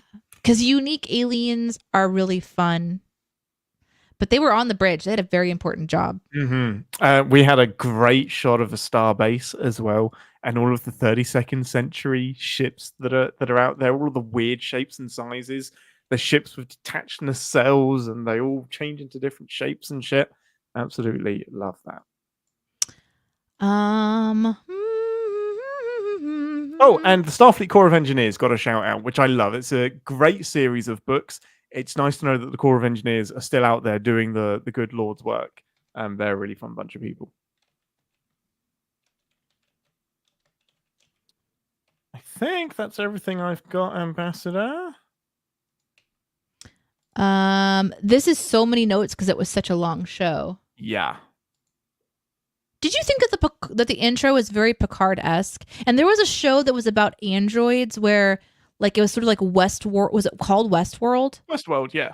Where they're like abusing the androids. Mm-hmm. That intro, the Westworld intro and Picard intro and this intro all are very, very similar to me. Do you get that same vibe? There's like a vibe to it. It bleeds into one for me for sure. It's also one of the most forgettable themes. It's just I don't like the Discovery theme too much. I remember nothing about it. I don't remember anything about it. And then at the very end, it's all of a sudden it just flips over into Star Trek. It felt really disjointed to me. Yeah, very much. And all of a sudden, it's like I am. The theme song I'm hearing in my head right now, "Strange New Worlds." That theme song slaps. Oh yeah. Yeah, it does. I liked the intro. I liked the way that it sounded, but I can't remember what it was like. And I liked the drawing because it was sort of a sketching into reality. It was like a sketchbook. Yes. And then it sort of, has the astronauts kind of doing the Da Vinci finger touch sort of vibe. And it had a lot of interesting things in it. It was beautiful. And it reminded me a lot of like the Westworld and Picard intro, where there's these little Easter eggs inside of there. I do like that it's different. It's very different modern from your regular Star Trek intro. It's very trendy. I get that for sure.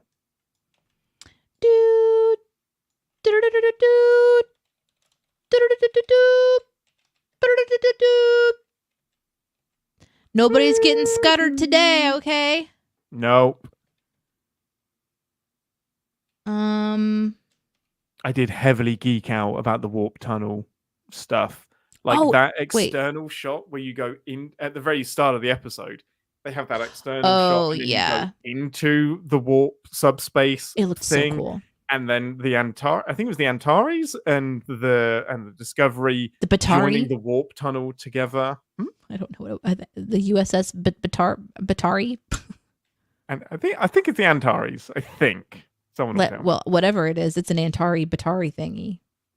Yeah, that looks so good. Or like when that weapon that Lock, Shock, and Barrel put down, when it created that little and like just the warped portal. out. That was cool. The mini portal weapon that Yeah. Burnham falls through. We Yeah, could talk that's about the fun. tech on this show like all for day long. hours. So Yeah. much. Let's see.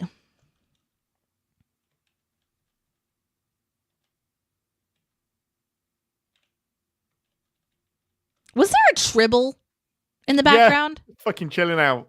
Was it really a Tribble Yeah, though? so I think this happens in season 4. Somehow the tribbles get reintroduced. I can't remember how, but it was absolutely a tribble that was just walking around the deck. That seems Yeah. very dangerous. I mean, can would they think be so. neutered? I Or think they need to spayed? be. Yeah, Because there wouldn't just be one. And it was free roaming as well. just wobbling around the ship. Yep, I love it. Okay. I just isn't. Maybe that's a sin. Maybe that should transition us to the sins.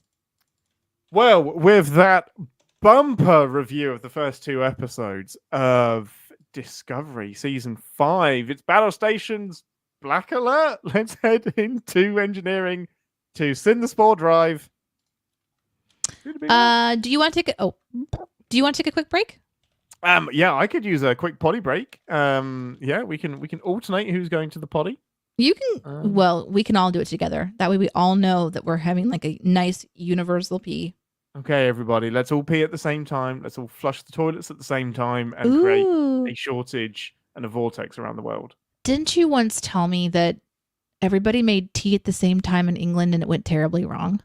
And it happens pretty much every 4 years during the World Cup, especially if England is playing in like the semi-final.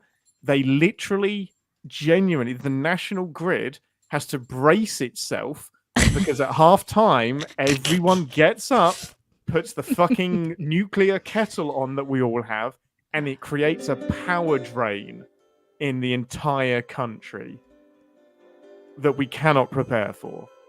Wow. Massive power surge. All right. We're going to take a little bit of break. Should we throw a screen up? Yeah, we can throw like a little screen up. And we'll be back in. Give us like 5 minutes. We have been literally sitting here watching Star Trek since 9:30 this morning. Yeah, we have. I'm not kidding. That's how early it was for us to really was. start the show. Uh-huh. To You know get what? We prepared for haven't- today. We haven't had this in a while. You're going to have the old Captain's Pod logo on a loop. Oh, the until we come back. OG Cat The Pod OG, logo? because that has some like flashy things that are going on it, and we'll be Oh, back. let me put the time on this. Back at we'll say 2:30 Yeah, p.m. CST.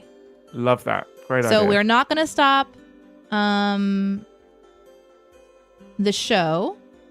We'll just keep the screen on and I'll put the music up and then we'll be back. Sound good, everybody? Sounds good. See you soon, Okay. everyone. Bye. I mean, temporarily. Yeah, for now. Oh wait, does this not mute us? I mean, mute us. God, I hope so. I don't want Nope. anyone to hear me going to the Doesn't. bathroom. That'd Yeah. be weird. Hang on, I'll mute you now.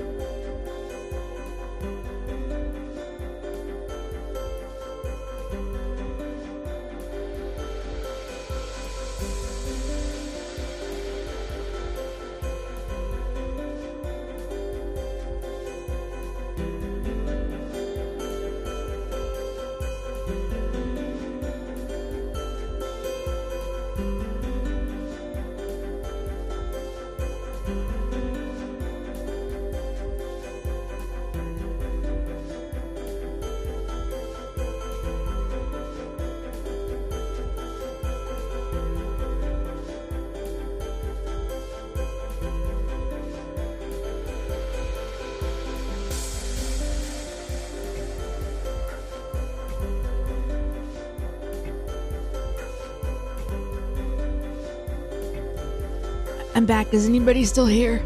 Hello? Hello? Is anybody still here? Oh my god, am I by myself? Okay. That was a lot.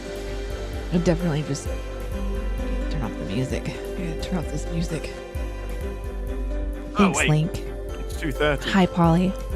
We should do Hi, the Wandering. Hi, David. thing. Where's that banner? Greetings, Ambassador. Captain's log. Okay, okay. Jumpity dum. Oh dum, man, dum, that doo-doo, that on was floor. an acoustic loop if I've ever heard one. It was very Golly. loopy. Okay, we gotta just figure out how to get the banner off. Ta-da! Hang on. There we go. Hey, everybody. Ah. Did We're you have back. a snack too? I had a snack. I didn't. It's I in your was just, like, beard. picking it out of our It's tea. just in your beard. Everywhere. It's all over my beard. It's in your Yeah, I face never look teeth. at my own camera. Mhm. Yep. You got more coffee? Okay, good. Me too. This is your conscience. I got some coffee too. Look at that. I got a tea because it's 8:30 here and it's too late to be drinking coffee. No judgment Well here. then. Well then. But you should not be drinking coffee 6 hours before you go to bed, Danae. Fuck you. Fair. Completely fair. Right. I agree. It's really not. Not if you want to try to sleep. Man, I'm really sad about Fred. In fact, that's gonna be my first sin. Is just Fred is dead. That's fair. Okay, let's get into it. All right. This is the part of the show where we remind ourselves that no TV show is without sin, even our beloved Star Trek. Ambassador, after you. First sin, Fred's dead. What the fuck? How do you introduce this character and then you just remove him from the Right? show? Why go through That's all it. of that effort of the hair and the makeup? It was so good. and so perfect. It was so perfect. and I you could fucking kill him. literally see his hair popping up and then seeing like the mechanism underneath it. Yes, I could exactly. see what was happening with this character, and it was so good. Honestly, it's heresy, but they should have just recast Data as him in Picard. Oh my god, yes! It would have been so great. Don't worry about Man. de-aging Brent Spiner. Bring in this guy. I am not exaggerating. If I had to rewatch one part and one part only from both the episodes, 1 or 2, and I wanted to really rewatch one, it would be that one because really it would. felt so intentional. Like every single thing that actor A did love letter. or wrote was yes, it was so good, and I just want to So see that freaking every good. week. Yeah. I don't know. I Oh. don't know how he isn't on the ship. Ah. Already. Anyway. The sin Anyway. is that they killed Fred in episode 1 and he wasn't brought back in episode 2. If Yeah. he's brought back in any other episode, I will take away 0.5 of that sin because they didn't use him in episode 2. I'll give all the sins back. I will trade anything to bring back Fred. I really do. Just amazing. I mean, there's a lot of sins in that moment as well. Which is like why? I mean, the cliche of he picks up a gun that suddenly doesn't work, and then he picks up a gun that does work to progress to prolong the scene. His guards aren't worth shit. He's a fucking android. Why wasn't he snapping necks? I was so confused by that. Be an android for a minute and just murder these people. Having His watched defenses Data, weren't shit. having watched Data do all the things, it's almost like Fred then in retrospect deserved to die because if he doesn't know how to protect Yes. himself, have a gun. You are the an overlord of an underground place that with magical This isn't the dangerous first deal that's people. gone wrong for you. This isn't No. the first time you've encountered shit. Unless we're to believe that the guards, take away all weaponry, he's never had a situation where someone's tried to throw hands before, which is so stupid. Anyway, Right. I mean, you buy it if there's something really special about what's the name of them? Molly and Lockie and Molly, lock, shock, and barrel. them two. If there's something really special about them, there's not really that we know yet. They're just good at kung fu and can shoot people. And this is the thing that takes him out. This guy, he said it himself. He said, "I haven't seen this kind of technology in over 600 years," which means he's been around for at least 600 years. If he's an Alton Soong like android, that means he's been around for, I think, like 1,000 years, possibly. How in all of that? No, it wouldn't be 1,000. Sorry, it would be like 600-700. Anyway, fucking long time. And somehow this is the thing that defeats him. Really disappointing. So many levels. So much to unpack in that so scene. much. So much. My main sin, and it would be reluctant. I don't care how cool it is. Captain Burnham, you cannot, I don't care what century you're in, hold on to a ship while it's at warp. Yeah, that seemed like a broke lot. me.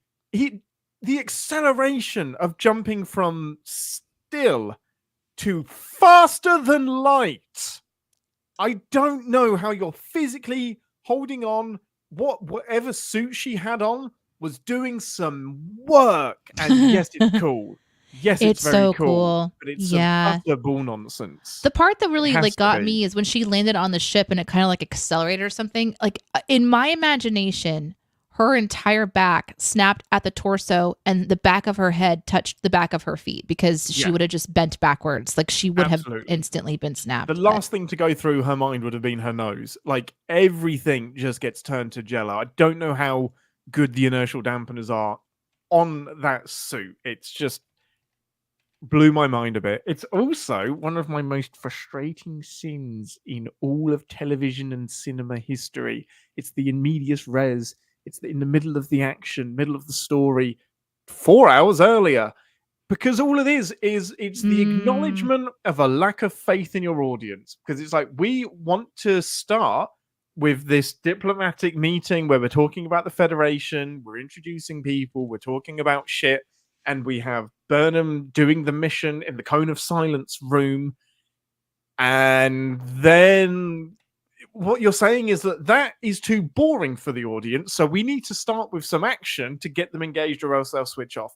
And for me, that's so disingenuous because you're just going. We see this scene happen it literally just repeats the scene. So all you're doing is saying that you haven't got the attention span to appreciate this. Have some action first. It annoys me so much. Chad is saying that they're inside of a warp bubble, and that's different. I don't care. I just wanted to say, I'm learning here. No, I get it. There's tech I don't They understand. There are- are fucking space mushrooms in this show. I have things to learn. They create a stable warp bubble, and That's pretty fucking cool. warps the time. It warps time and space around you, and that's how you go. There is still acceleration. I'm sorry. There is still acceleration. It is still insane that you're surviving inside the warp bubble at warp, whatever. Some shit is happening. My next sin is actually gonna tie into someone that mentioned the saxophone in the chat as a sin, but she does like to talk to herself while she cannot stop her dialogue. She has such a strong inner dialogue. Captain is regularly talking to herself. Well, that's gonna hurt. Well, you better hurry up. I've got a saxophone, and I'm just that like, wasn't fun. There's a little bit of lower dexness to it. Yeah. That feels a little out of place. Yeah. But at the same time, having never actually been in any of these situations, I don't know. Like, maybe this is just some people do that. And this isn't as this serious as it looks, everybody. Don't worry. Right.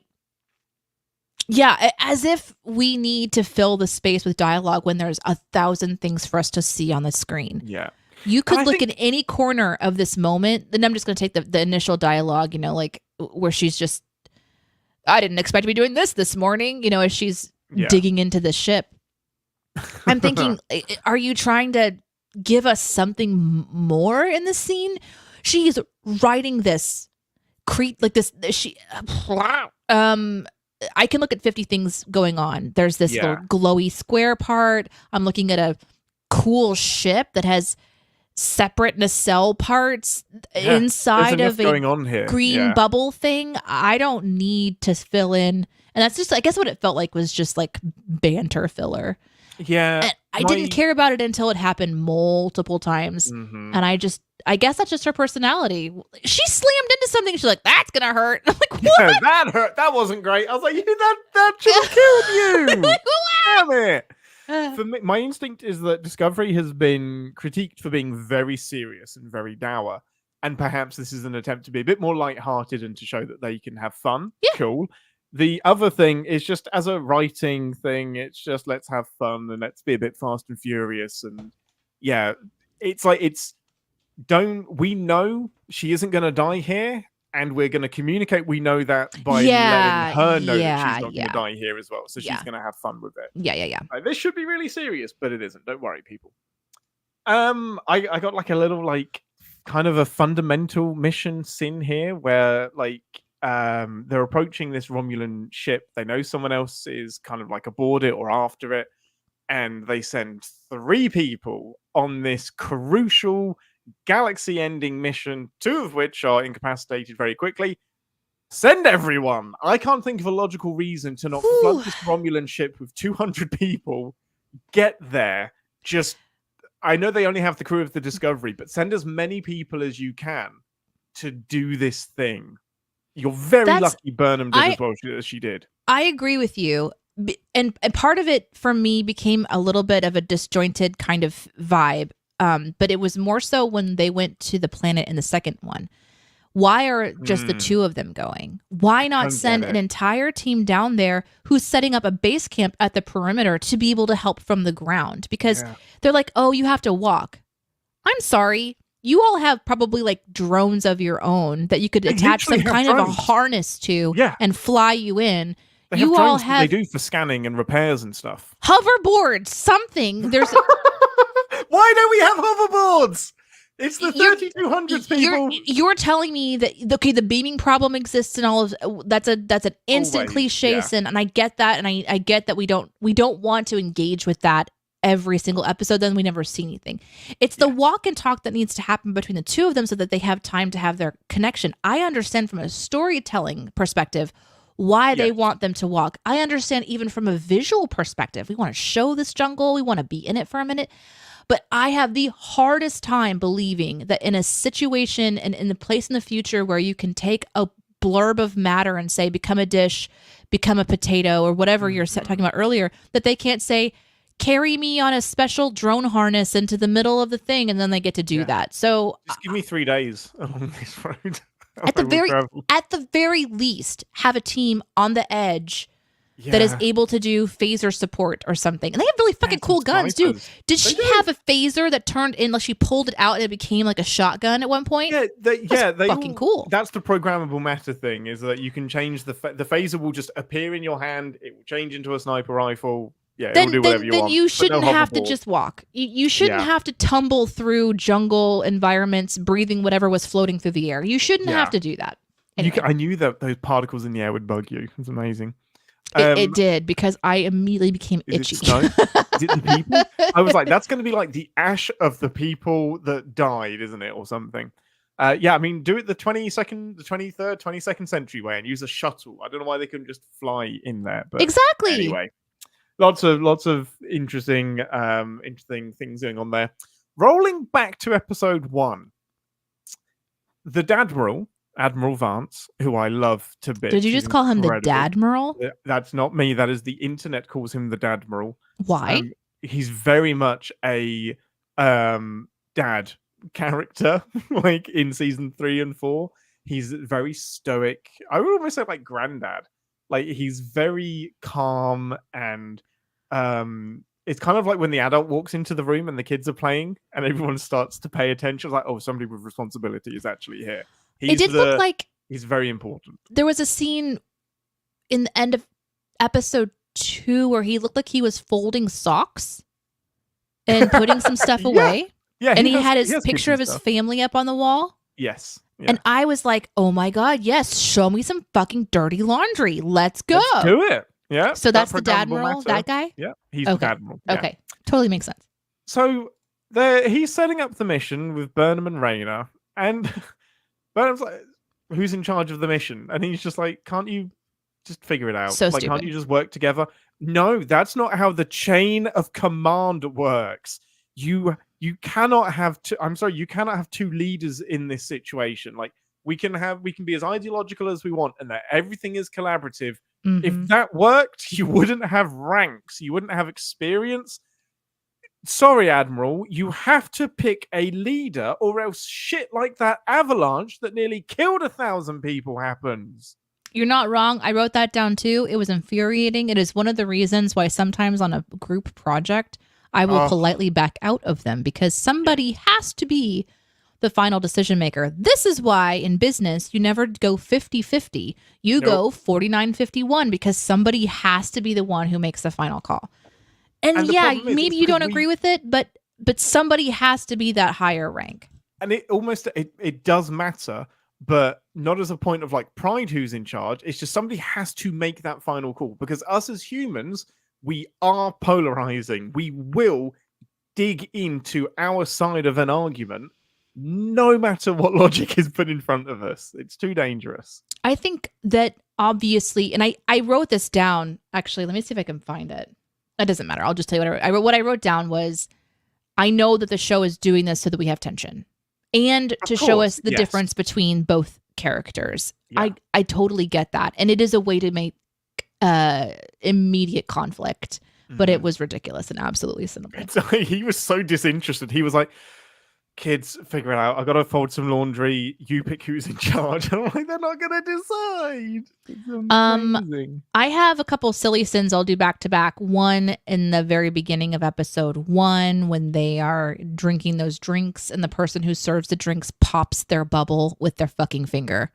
Get your fucking finger No, it's out the of my future. drink. It's the future. Everything's fine. No, Everything's disinfected. It's No. okay. no, no, no. Triple filtered. I don't Yeah. care where we are in the future.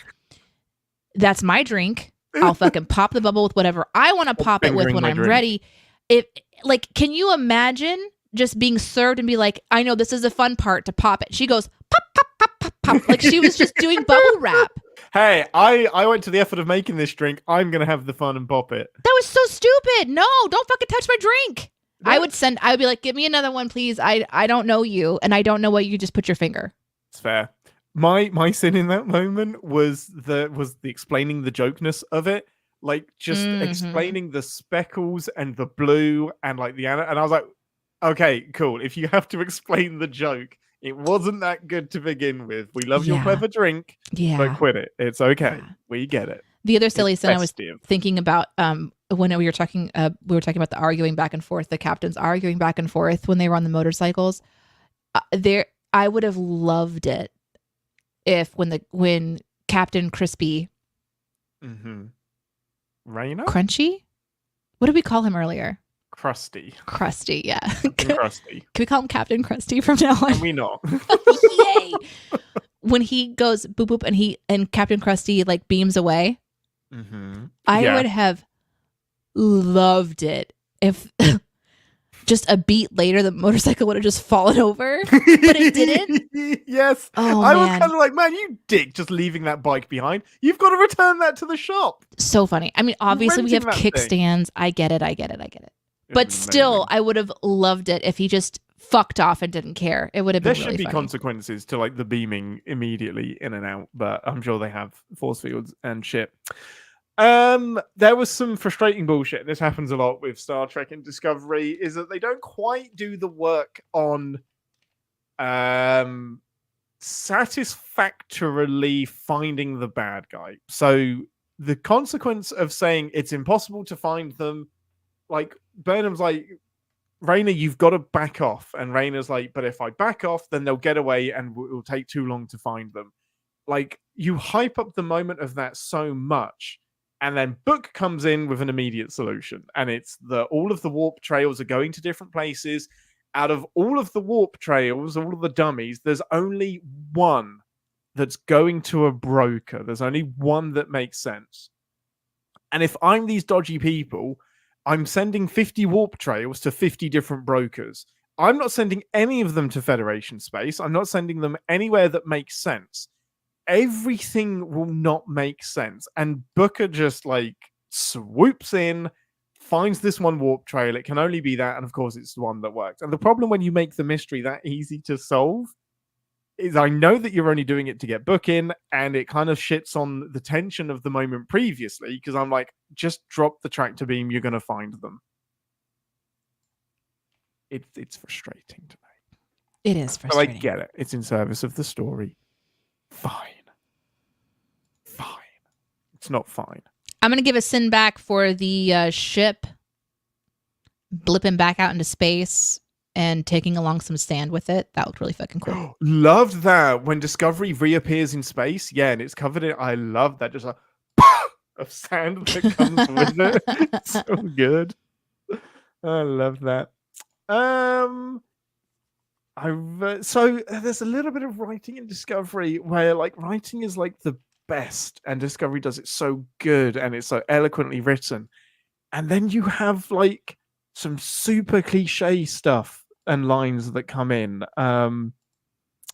There was so many where it was just like, we don't have time for this and we have to make a call, and there's just so many cliche lines that came out, and it's usually during the action stuff, and it's just, we would be sinning a lot of the dialogue in this for being very cliche. Even Rainer himself being a bit of a walking cliche himself, of the disillusioned captain that's a maverick, and Yeah. lots of Okay. cliche. Yeah. This might be for me the biggest sin of episode 1, Oh, okay. which is if Fredata scanned the book, why did Fredata die for the book? He already had the information in his head forever. He doesn't need it anymore. Interesting. Like once he's seen it, he has all the information he needs. In fact, they shouldn't have ever let him open it. I'm guessing their curiosity, they needed him to open it. He opens it. But Fredata could have he could have just handed it back over to them. Well, yeah. Well, at that point, they're letting him read it because they don't know what they've got. They know it's important, but they don't know. But why would he even be like, here's some Latinum, go? If they said, we'll take it to someone else, he could have been like, for Latinum, and then let them go. But the whole thing was like, we Yeah. know you're nervous about something, and I get it, but it just, They're you know, superpowered. Chad is saying that he's a collector, and I do get that. But if he's wanting to use that information for something, like He's already got what he needs. But No, I but- guess it's true. As a collector, you do want to have it, sure. But the episode doesn't tell us he wants it because he's a collector. He's a fencer. Like his plan is to buy it cheap and sell it expensive. Like, and I think there's a bit of overconfidence there where he's like, these two people shouldn't be able to take me out. Because guess what? They shouldn't have done. The only reason they win is because of the script. So I think he's a bit overconfident about these uppity people, and he thinks that he can outmaneuver them. So I kind of get it, but I'm trying to. Maybe it's like an authenticity thing. Like, I mean, he literally, can't it was a sell book. on his knowledge. But I think he could have done. I think he could have given them the book back. He could have been like, I just got this important thing. Here's how I got Burn it. it. Scan my retinal history. Yeah. You'll see that I had to open a puzzle to get it. It's a legitimate Romulan. Like, he could have taken the information and done something with Yeah. it. But at that point, he had the sweet sauce. He didn't need to die. I think in just to sum up, he's not as smart as an android should have been in that situation. Poor Fred. For Data. Poor Fred. Like a frittata, really. Faux Data. Uh-huh. There was Tilly gets drunk on Andorian champagne, and the sin would be, unless it comes from the famous champagne region of Andoria, it shouldn't be called champagne. Wah, wah. Wah, wah. Champagne is a region of France, everybody. I also don't quite understand why none of the people just beamed off of those motorcycles. We eventually find out that the sand was causing interference for the boy and the child, so that our captain could save a child, because, really just show how caring women are. We always have to save children in our content. Save the kids. Fuck them if they're not kids. Yep. Totally just Wait, no, yeah, no, okay, that wording was poor. Yeah. a lot of visuals all of a A sudden. lot of stuff happened there. Yeah, okay. Anyway, I don't Right. understand. Like, they literally turn around and they start to leave quickly from the avalanche, and I do not understand why they just weren't beamed away. At that point, they weren't even needed on the ground anymore, except that she has to save a kid. But still, Beam them all up at once. just beam them up. Beam them up. I don't know why you couldn't. Between two ships, I think you could have beamed up 1,000 people in time. Was my sin in that moment? I was like, fuck the avalanche, just beam them up. I'm kind of worried about where that rock goes once the Antari it's kind of like a what now moment. The Antares and the Discovery are both nose in the dirt, and as soon as the avalanche stops, they're like, okay, what now? Because as soon as we move, this avalanche continues, right? The rocks are still I think there. it's just it went sideways instead of forwards. The idea. Yeah, fair enough. I kind of They misunderstood deflected the it. scope of how big these ships are as well, which is beautiful. But that is a beautiful moment. Just seeing them both nosedive in the ground was all of the sins, but incredible. Mm-hmm. How does a Romulan survive 800 years without just turning to dust? And the vacuum of space. Oh, so that was just there was no air in that? There was. I'm guessing there has to be a vacuum. Had to be a Okay. total vacuum, I think. Okay. I could argumentative enough that I was like, okay, fine. On my Yeah. list of potential sins, that one was a maybe. Yep. I had a bit of a nitpicky one where I had a philosophical disagreement with Tilly. Admiral Vance comes in and Admiral Vance comes in and says that Tilly shouldn't be digging around in the restricted archive and trying Yeah. to crack the case. And Tilly says, I just think that the crew and Burnham have a right to know what they're risking their lives for. Nope, I'm sorry, that's not how the military works. Should have been the answer. Was you the whole point, and Starfleet is essentially a branch of the military. The point is your duty, and you talk about doing your duty and the uniform and stuff, is risking your life even though you don't know why you're risking it. The honor there is following the orders. You know that this is saving the galaxy. Do it. You don't need to know the why. That's not the point of why you do the job that you're doing. So I was like, just a philosophical disagreement with why they're doing it. If the information is going to help you complete the mission, yes, that's a good reason to know the information, but not just they have a right to know. No, they don't. My next sin would be answering the question, do you think we're wasting time, with the answer, I think the world is bigger than our own corner of it. What does that mean? What does that mean, Burnham? I just feel like there could have been something a little more. Raina should have said, that's fucking dumb. I just wrote, whatever that means, like. That's kind of what I mean with some of the writing. And I found the lines that I was looking for. There was, oh, fuck, I've deleted it. I've missed it. That's amazing. Oh, that's amazing, David. You literally have the same sin. That's beautiful. It happens all the time. That's so great. You guys have so many of the same sins that we do. It's great. Love it. But yeah, no, I agree with some of the writing. Like, that's it. Booker says, just like good old times. And I'm like, stop it. Enough with the good old times when you're in dramatic situations. Like, just use some imagination in the writing. Come on, blah, blah, blah. It was interesting, though, to see them immediately called to the carpet. That they took the time in that second episode to kind of go, yes, your actions have consequences. Here's that conversation. Yeah, I did like that. That was interesting. But I agree. It's a bit hypocritical because Kovic is like, fuck 'em, set to kill. Like, set the phasers to kill. I don't care who's on that ship. Will saving this 1,000 people affect our chances of tracking Laurel and Hardy? And yet Kovic isn't called onto the carpet because he's a higher power. Raina is saying the same stuff. He's just putting it into action.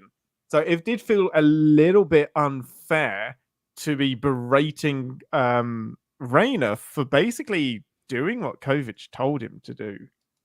Which was stop them at all costs. But there's the mission, and then there's how you do the mission, okay? It's not what you said, it's how you said it that hurt my feelings. I think I would sin how many times during the watching of this, of episode 2, I predicted that Saru is going to die, and you were yelling at me. No, stop it. Because can you put that as a quick outtake at the end of this episode of just because compilation? You're like, no, stop it. Quit it. No, because narratively it made sense, but I would have been so mad. It would have been my biggest sin of the episode. So the sin is any way to kill him. So the sin is watching shows with bad friend that will not stop trolling you. Yes, stop it. Once I caught wind that you cared for this character, I was like, oh, this is great. Oh, I'm not letting up. He's going to die every episode. The sin is the show setting up somebody is going to die so that my friend will berate me and tease me about it. There was a saw a ghost cliche as well. You look like you've just seen a ghost, and Booker's just like, yeah, it might well be a ghost because it's somebody that I've never seen. Blah blah blah blah blah. Do somebody you believe recognizes in a person in a photo. Do you believe in fate? It depends. I think the universe is bigger than our corner of the world that we live in. Platitudes. Yeah. Where are the personal shields that we got to see? Like, there were some on the motorcycle. There were some on her spacesuit. Yeah. So when, Hoofman and Captain were running around being shot by drones. Yeah. Why not just fucking put on your spacesuit and have a shield? Yeah, they had the tactical BDSM gear on, so I don't know why they didn't have the shields as well. So strange. It was really like a situation where this show must be frustrating at times to kind of go, you have this tech, you show it to us in this way, but when it makes sense to protect yourself, you don't use it because you want us to be on the edge of our seat. So it's the most challenging part of setting a series in a time frame where you know the technology is so advanced. You're just going to open yourself up to so many. Well, why wasn't it used on this occasion?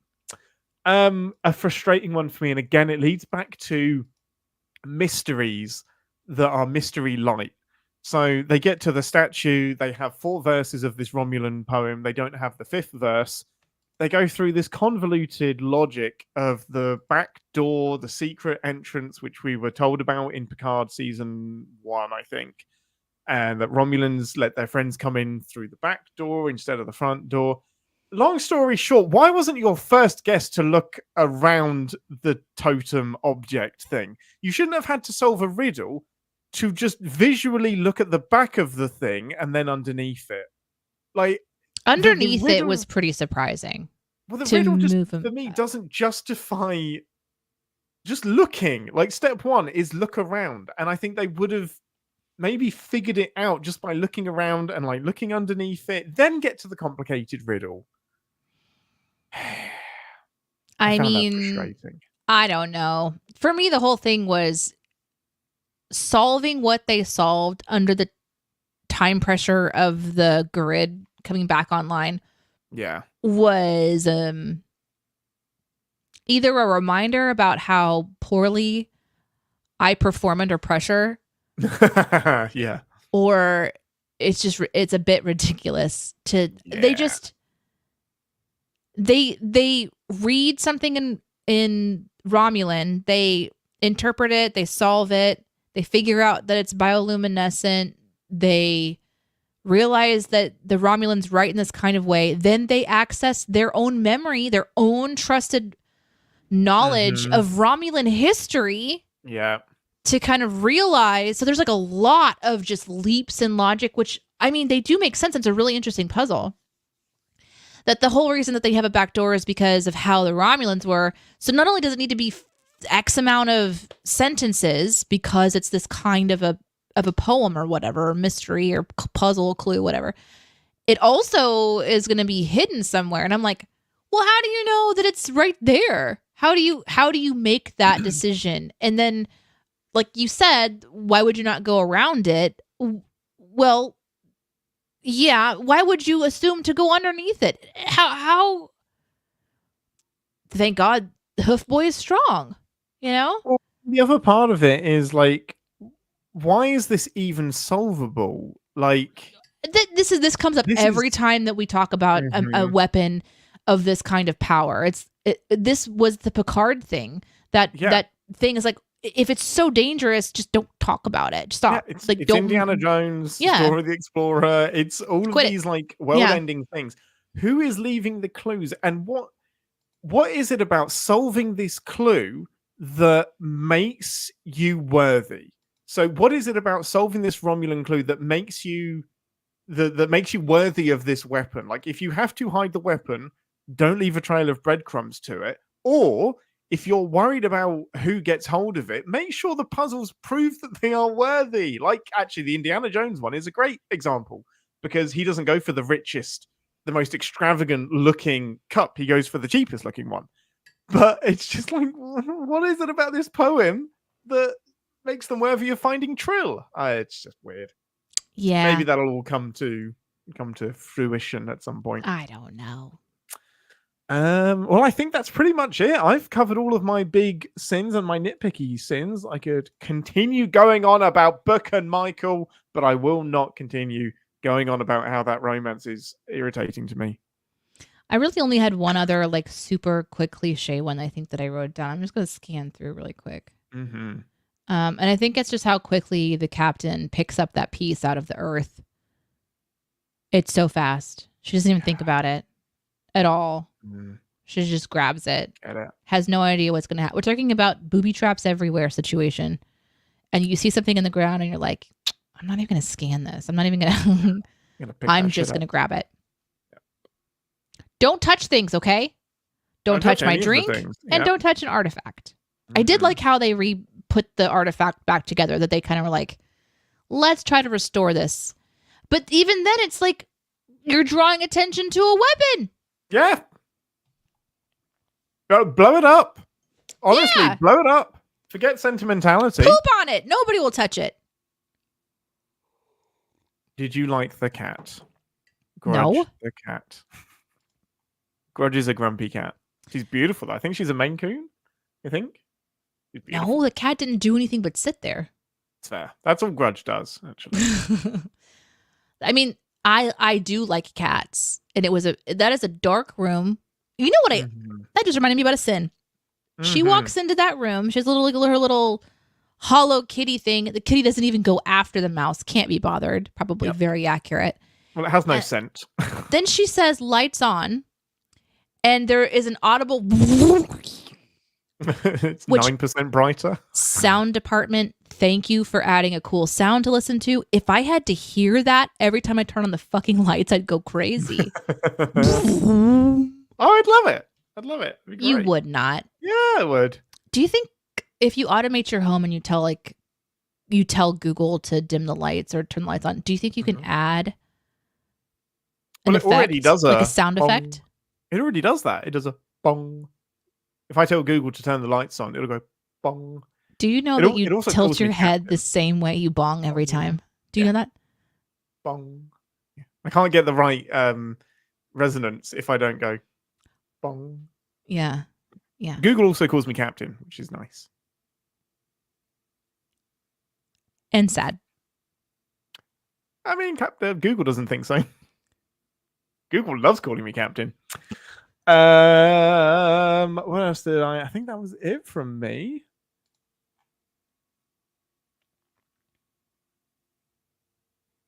There was one sin that we mentioned while we were watching it. You actually mentioned it, and I Yeah. agreed with you, which was when the captain tells. Oh, I just forgot his name. I went Sarge, Sludge, Raina? Saru. I'm so sorry. This is just what my brain does. I'm trying to find words that make me get there. He's leaving to go get married and start a better life and not die on the ship, and probably ex machina later on. And she says, "We're never changing this room." And I think you said, "What a yes. waste of space." What a fucking waste of a room. Like, this is a period where, like, TOS, like, people are bunking together and, like, the captain's cabin is tiny. So, I don't know, what a waste of a room. Why are you holding that room together for a person that isn't supposed to be coming back to the ship unless they're shit at their new job? Don't hold a sanctuary for people. Move on. Move on, people. Don't hold on to the past. Remember it and then move on.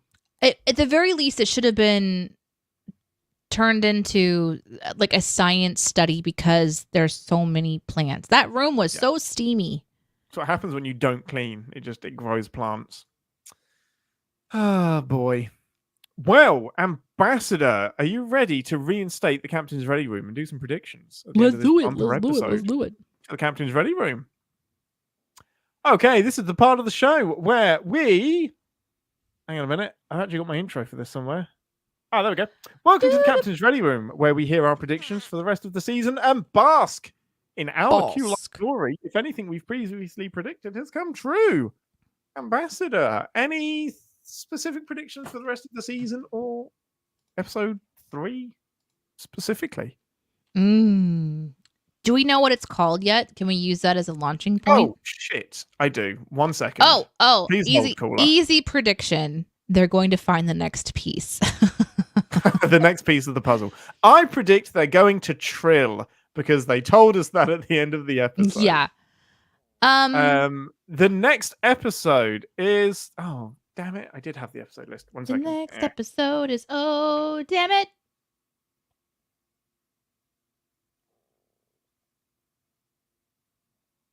There we go.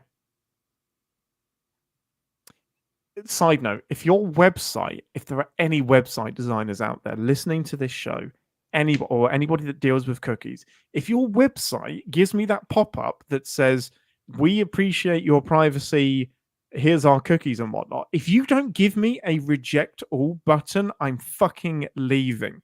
Don't make me manually go through and untick all 5,000 vendors because I won't do it. I won't use your website. Give me a reject all button or fuck off.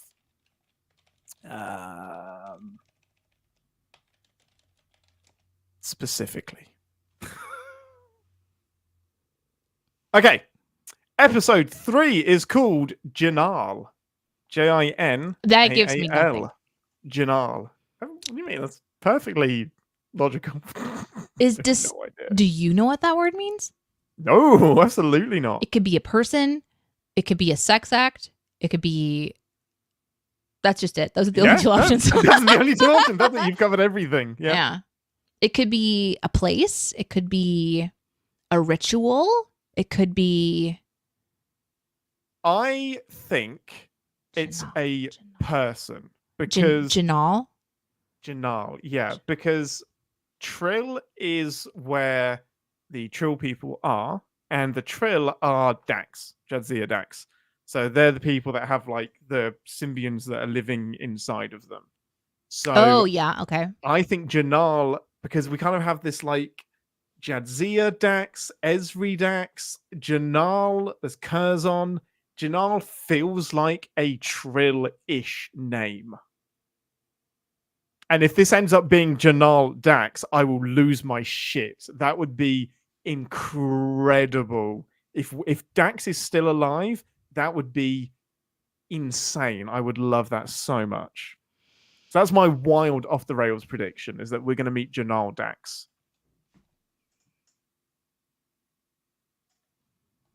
Man, I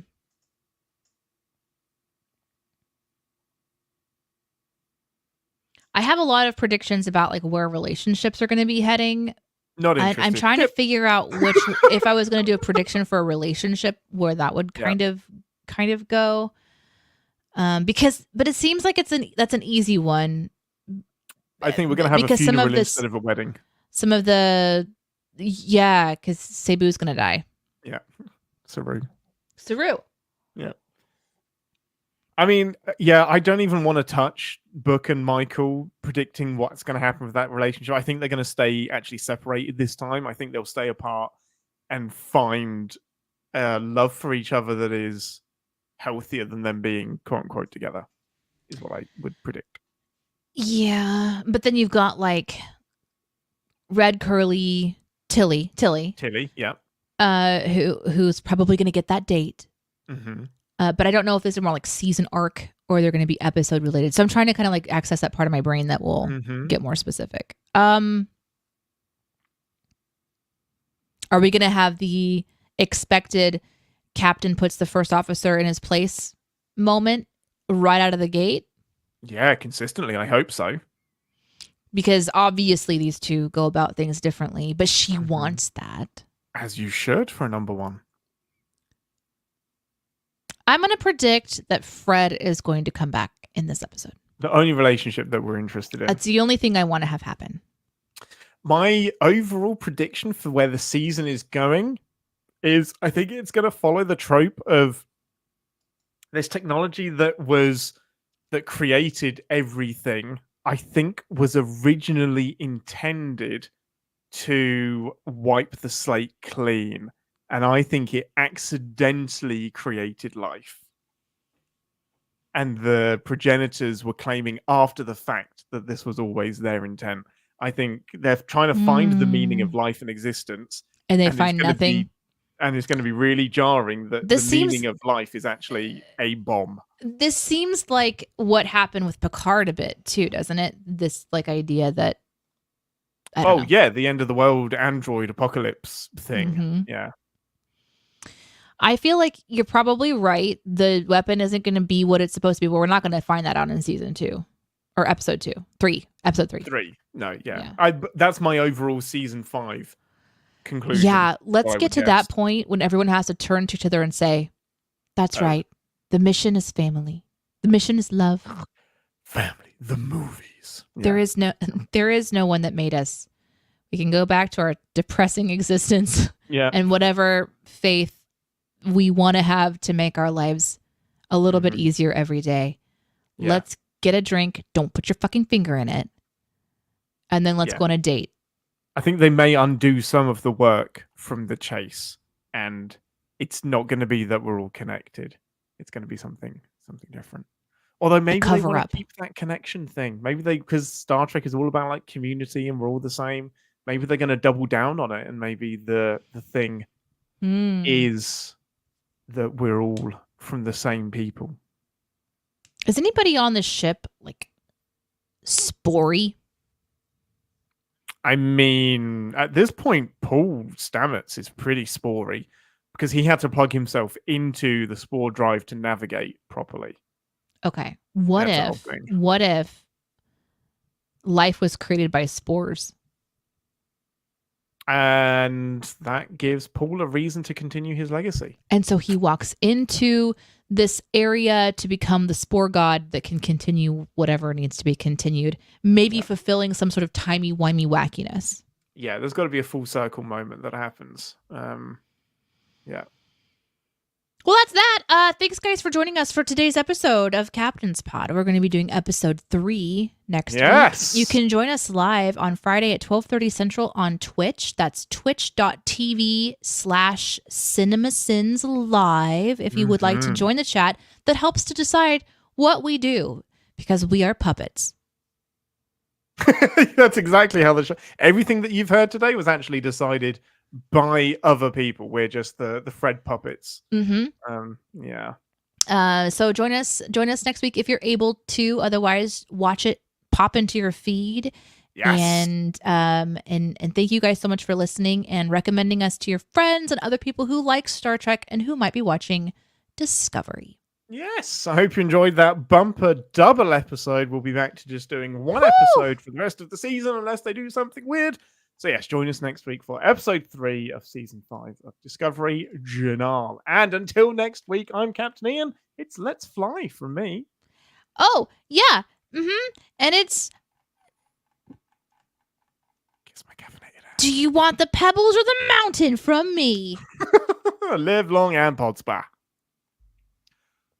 Whoa! Woo! Done. Well done, people. Wow. So We've been recording for 5.5 hours today. Yeah, we cannot hang out. It has been a day. We sat down at 9:30 in the morning to do today's episode. So unfortunately, today is a day we can't hang with you guys, but we'll be back next week.